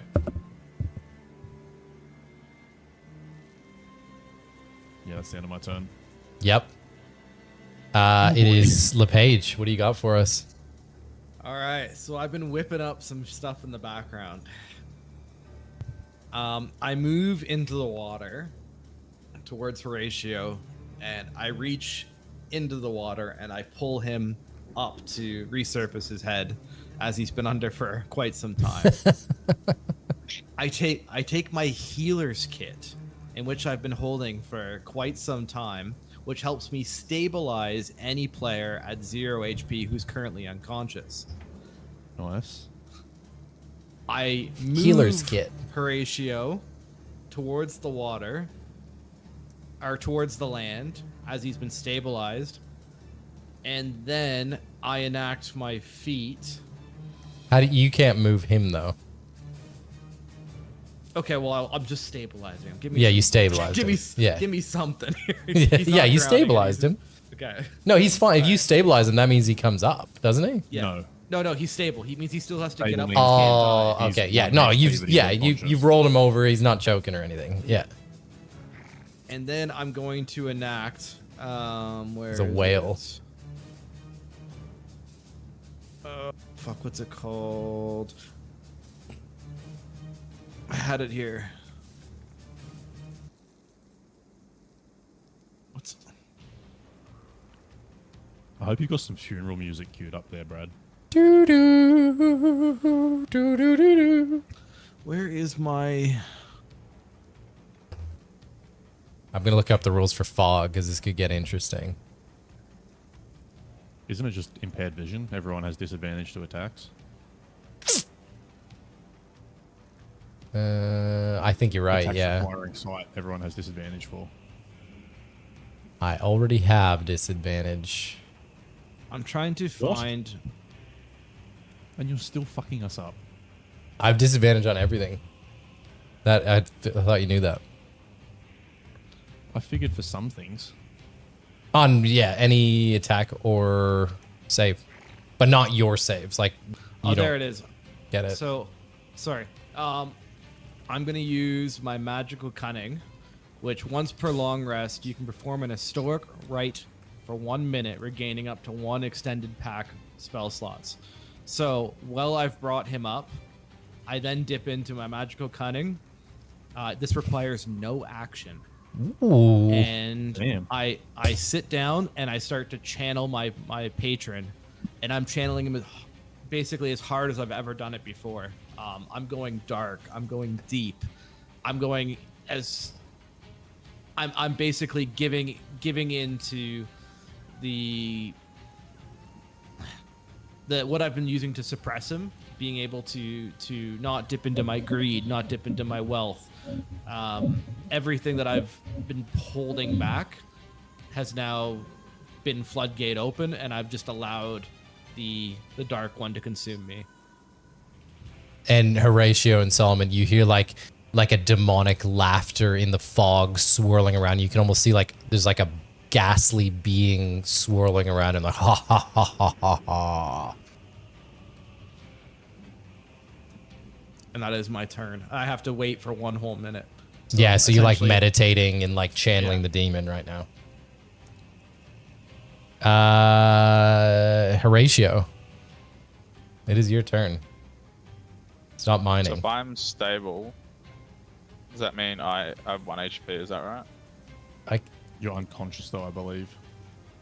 Yeah, so you still have to write. You still have to do. No, he doesn't have to do a save. No, so you're just not gonna die. So no, you can't. I You think don't at do this- anything. This point is basically just spectator. Yeah, you're just Okay. watching. You're cheering the team on. You've been stabilized, so you're not dying, but you're not Yeah. living. Okay. Cool. That means it's Izek's turn. All right, so Izek, get out of there, you cowards! And he like bursts into the fog. Firstly, seeing where are you? Are you over here now? Sorry, LePage. Yeah, I'm right beside Horatio. Yeah. Okay. He bursts into the fog, and he clambers upon Solomon, and he attacks you, Solomon, with a big. He's coming in with the fists, and he is gonna miss. I rolled a nat 20 and then a 2.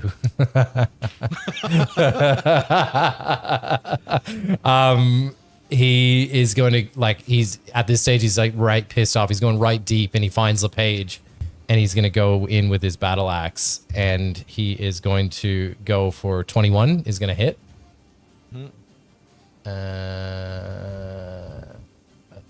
1d8 plus 5 is, it's not the 8, sorry. What's the d8? I've got to look this up now to see if you giving me damage 7 stops damage. my ritual. 7 damage. Nah, I don't think it does. I mean, surely it, Surely it would be concentration if it's a minute ritual. it's there. Well, there's no concentration. It just says you have to be sitting here for a minute, but it doesn't say anything about if you take damage. So I got to look this up. Isn't a minute 10 rounds of combat? No way. A round is 6 seconds.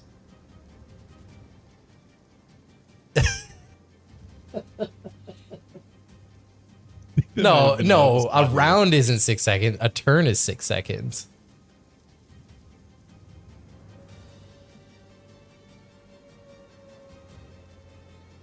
A single round of combat is 6 seconds. So he's meditating right now So it's for 10 10 rounds per minutes. minute. Yeah, for 10 rounds. I think Alright, you want well- to get knocked out of this ritual at this point. All right, magical cunning, D&D. If hit in combat, does it stop? Please say yes. That's actually why your patron was laughing. He's like, what the fuck It are can you be doing? interrupted by combat. Okay, so roll a con save or something.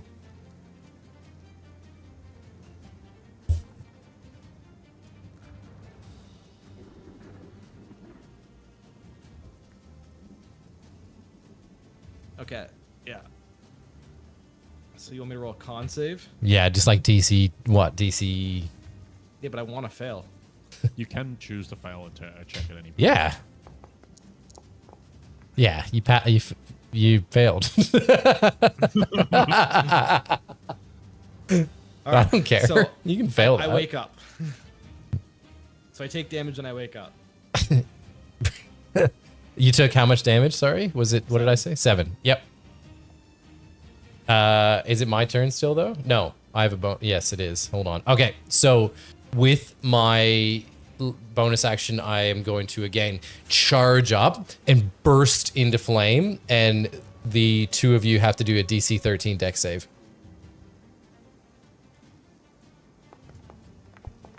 Oh my god, Solomon's clutching up with these rolls. Yes. Did you say dex yes, or dex. Yeah, let's go. Ooh. Big saves. So the fog lights up in red, in this burning fire red, but both of you, having seen the attack before, are able to dodge it. And that is the end of Izek's turn. Solomon, what do you got for us?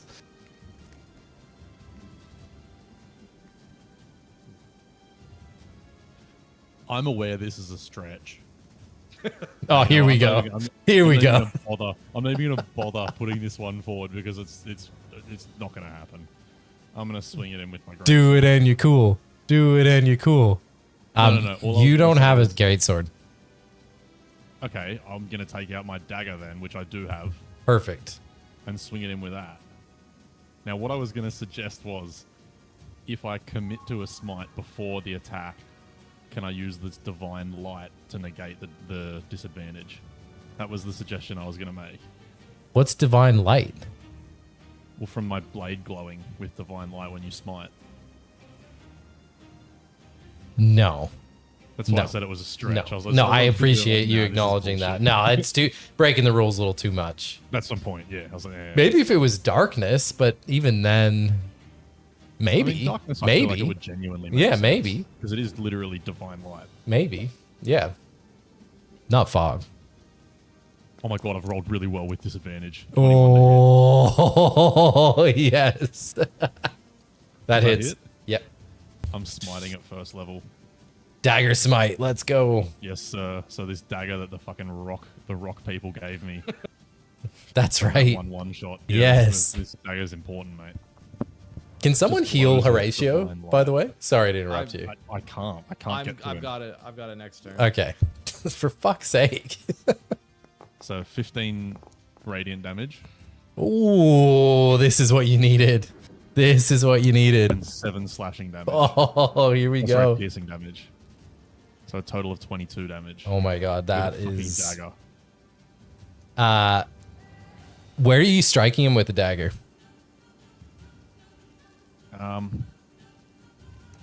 It'd probably be like a stab right into his stomach, basically, and I'm trying to, like, as I do it, rip the dagger up his sort of You've up gotten the him. center of his stomach. You gotten him. Basically. And with the radiant light as well, it like bursts in him. He's like, "Brah!" He like pukes out this fiery blood out of his mouth. And he is like, he's hurting. He's worse for wear.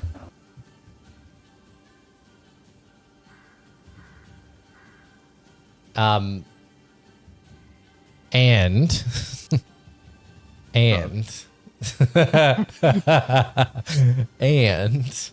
as you strike him, roll a DC 13 Constitution saving throw. All good things have to come to an end. Let me guess, I dropped my dagger as well. You are struck for. I'm down. Doesn't matter what I'm So I have sparks one health. erupt from his body in this like flashbang effect, and you're blinded by the light just as you get burned for 4 fire damage.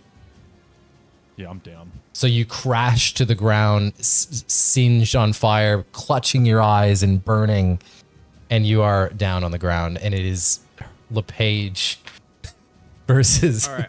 the boss. So I just sent you a DM, Brad. Are Oh, you able to God, share here your we screen go. so people don't know, so people don't think I'm cheating? What? What does that mean? I said, are you able to share your screen so people don't think that I'm cheating with what I'm about to tell you?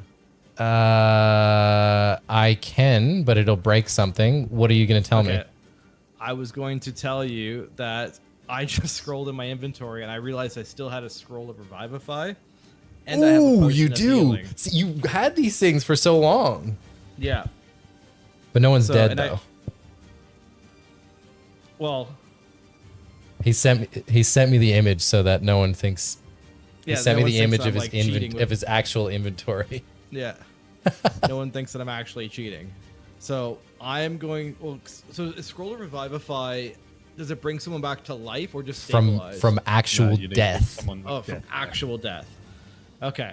So because you're downed, I'm going to use the health potion that I have as a bonus action, and I'm going to pour it in Horatio's mouth. And I think that's what, a 1d4? 2d4 plus 4. 2d4 plus 4. Well, Does 2d4 he- plus 2, actually, I think. 2d4 plus 2 or 4? This matters. I'll double check. I actually have a miniature of a potion. Thanks for the follow and the viewership. Appreciate it. In hit points. What are we doing? Sorry. I'm using my bonus action and I'm pouring a health potion, my last health Yep. potion, in Horatio's Down mouth. his throat. Yeah. And what do you want to know about it? I've got our campaign notes. We've already established it, so it's Okay. 9 health. Okay, great.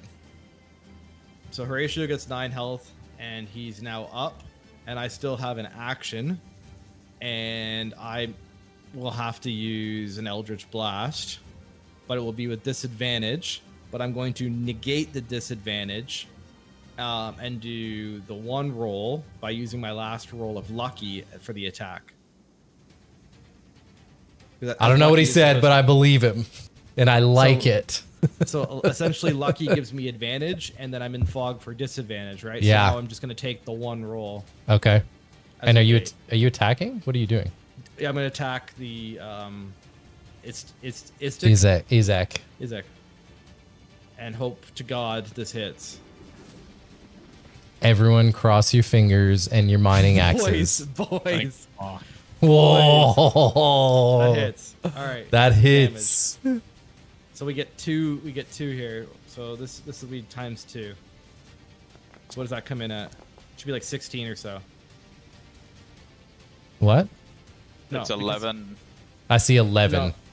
No, because you get 2 attacks with this bolt. You get 2 rays, 2 Yeah. beams. Oh, so you're doing 21 damage?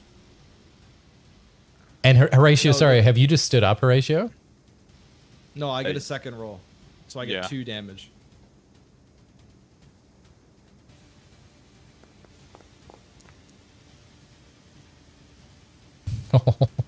So there we go. I hit 20? for 20. Both bolts strike his chest, and he is like, the more blood like spews from that gut wound that he's just taken, and it like explodes all over Solomon as well. And he's like lurched right over, like, but he's still alive. oh my Of god. course, he's still alive. And sorry, Horatio, have you just stood up as well? You've been healed and stood up? Yes. Why are you smiling though? No, I just wanted to know. Okay. Um, Yes. Get ready to go back down. Yeah. Let me just see if anything's gonna happen to the LePage before he gets off on that. No, nothing's gonna happen to him. So can I also not see? Yeah, you'd be attacking with disadvantage.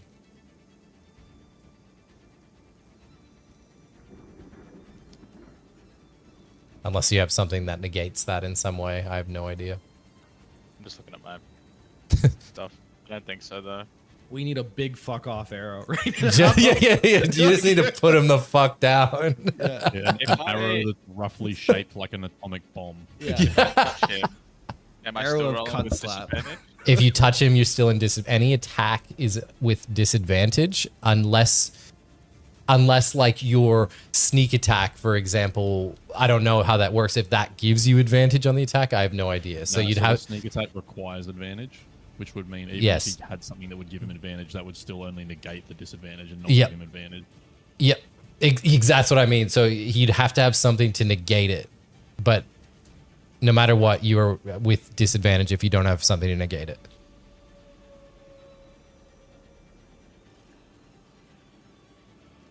I think I'm just gonna have to shoot. Just wing it. Just wing it. Dude.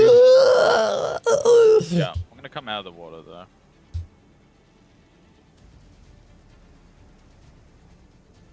Just in case. Alright. I'm gonna roll with disadvantage. No. Didn't do it. Everyone hold your breath.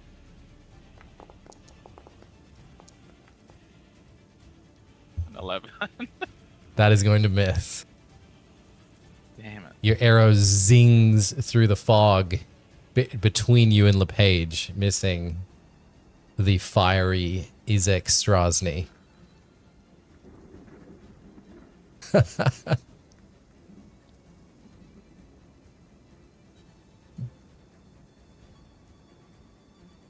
I don't have any heals. Uh-oh. He's almost on like his knees at this stage, like pushing himself towards you guys. Like you've cut him the fuck up. Just don't let him get near you. Just stay at range, and we'll be fine.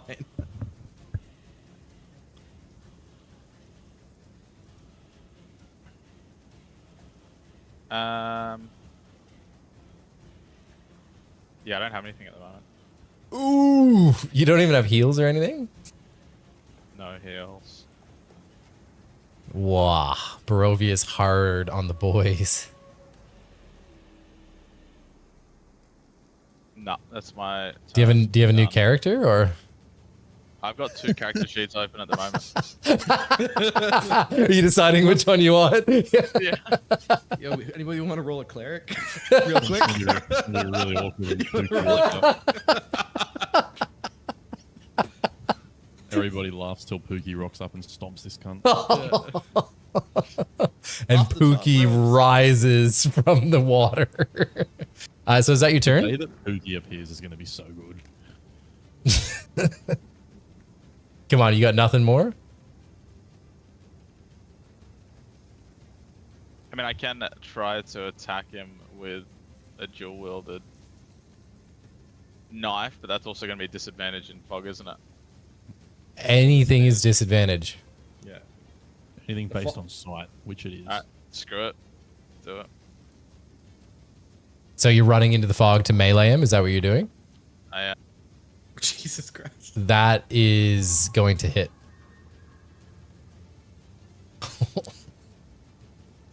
Okay.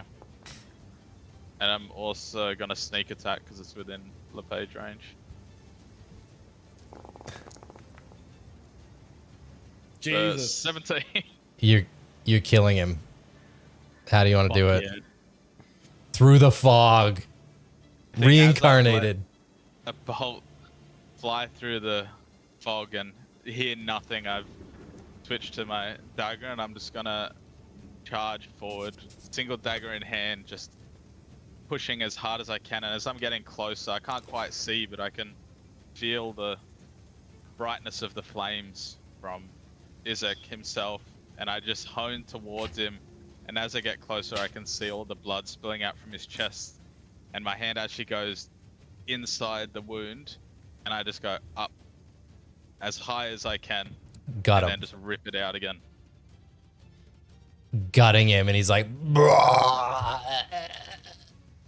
and just like falls forward in a huge hump, and like that flame that was all around him almost like,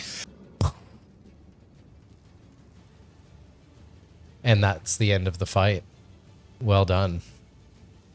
Oh. That was intense. I loot. Yeah. On the ground over I here. immediately loot. You've been waiting for that. You had that written down. You had that written down. Let me tell you. Let me Looking tell for you. a health potion for Solomon. You find Stabilize Solomon. nothing. No, I'm kidding. On his person, obviously the doll was one of the items that Horatio found. There's his silver battle axe. Obviously, his battle axe has fallen down next to him. A pouch containing 35 gold pieces, 2 potions of healing, and around his neck, LePage, you see this, like, you hadn't noticed it before, but almost as like the redness of the flame has died off. This yellow amber sort of pendant. It's almost like kind of like a jagged teardrop shape he's been wearing. It's almost like emanating this like amber glow and really enticing you just to grab onto it. Which doesn't sound like a bad idea at all. Yep. I definitely grab the loot. I give Solomon a health potion, obviously, to get him up. Can I have a look at the axe? It is silver as well. I can't carry the axe, silvered. it's too big for me, so I've left the axe on the ground. But I am intrigued by the amulet. Is there any engravings or carvings on the back, or? Do you have? Yes. Okay. So upon investigation, no, there's nothing that obviously sticks out. Like it's like glowing in this. It's very like kind of like a majestic glow to it, and like you almost feel like you have to grab onto it, like you have this like desire or need to grip onto it. But there's nothing. It's got like just like a rudimentary rope sort of necklace, and then yeah, it just looks old, and it's like a stone that you don't really recognize, but also it doesn't look like anything you've seen in Barovia or really anywhere before. It's very unique. But kind of like, did I explain that well? Like sort of like a jaggedy, I don't know, kind of like a teardrop. It's kind of big, like it's like a decent sized pendant, like about that big. And it's just like this beautiful amber stone. Okay. I'm just gonna add it to my equipment for now, and then not put it on, but put it in my pocket. That was an awesome fight. That was probably our best fight that we've done. That was really cool. It was I the love- scariest fight we've done. That I was- love the What build would of you- that What character. would you call that amulet, Brad? Amber amulet. Amber. Amber. Amulet. Just gonna write a thing not wearing. Am I up yet? Yeah, I gave you Yeah. Roll a Constitution save. Sorry, roll a Wisdom saving throw, LePage, and your save will be 16 DC. just by picking this up, not even putting it on. Yep. Fuck me. I haven't healed yet either.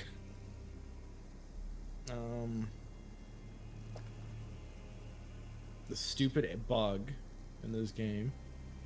The dashboard is not working for me.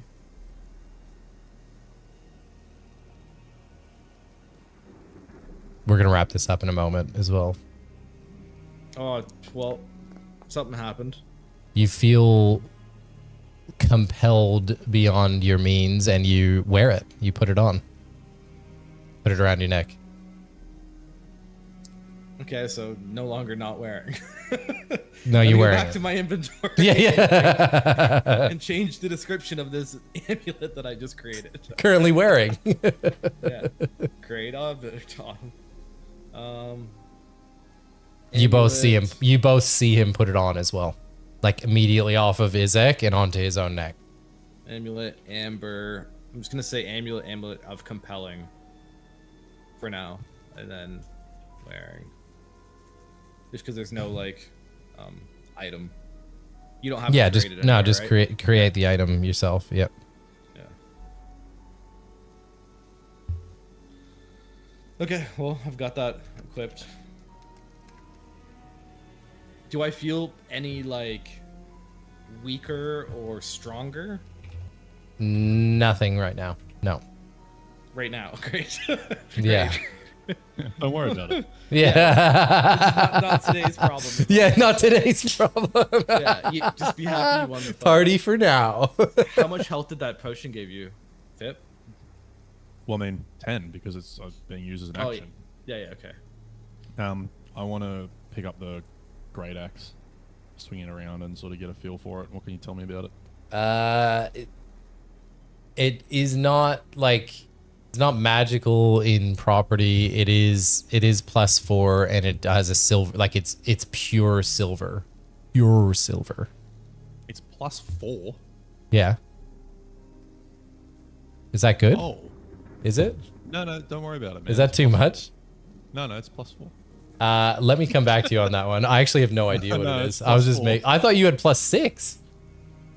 No, I have +8, but that's like including my strength and proficiency. Oh, sorry. Yeah, disregard. I actually thought I thought you had that already. +4 is like legendary. No, it's not that. Okay. Disregard. I'll come back to you with any additions that it has. I'm sorry I don't have them. Okay. It's a great axe? It's a great axe. Okay. Pure I think silver. You probably mean +2 is Probably reasonable. +2. That sounds right. Yeah. +2 is strong in D&D. +4 a is like boss legendary. Yeah. weapon. +4 is something you get for killing a fucking. What's your weapon right now? Is it just +1? +1s. +1. Got But it. I just found it in his chest. Yeah. Basically. Yeah. Like Yeah. it wasn't Yeah. a boss weapon. Got it. I'll just add it as a +2 for now. Add it as a +2. Would've Yeah, known and that I'll it's let silver. you know. Yep. Ah, someone in chat actually just gave me the perfect rule set for it, but I can't tell you yet. Perfect. For the axe or for the. Yeah, the it's a axe. silver axe. Yeah. Okay. But you can't tell me it. That doesn't bode well. It's +1 right now. Sorry, it's +1. Right now. Yeah. Okay. You'll find out more next time. Yeah. I read it too, so like I won't spoil. So Oh, did you see that in the other chat? Yeah, Yeah. I got both chats going. I thought that. How good's that rule though? That's perfect. All right, I think that was probably the best fight we've had for like a lot of sessions up until what was the spider boss was good. Yeah, Spider Boss is really cool. She was fun. And then also the little guys, the little fucking rock boss. Ratio wasn't there for that. Yeah. But this is probably the best and toughest fight.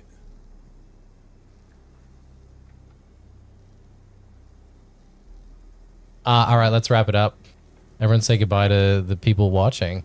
Thanks, See you guys. everybody. Yeah, see you guys. Thanks for hanging out with us. Take care. All the best. Appreciate your viewership. And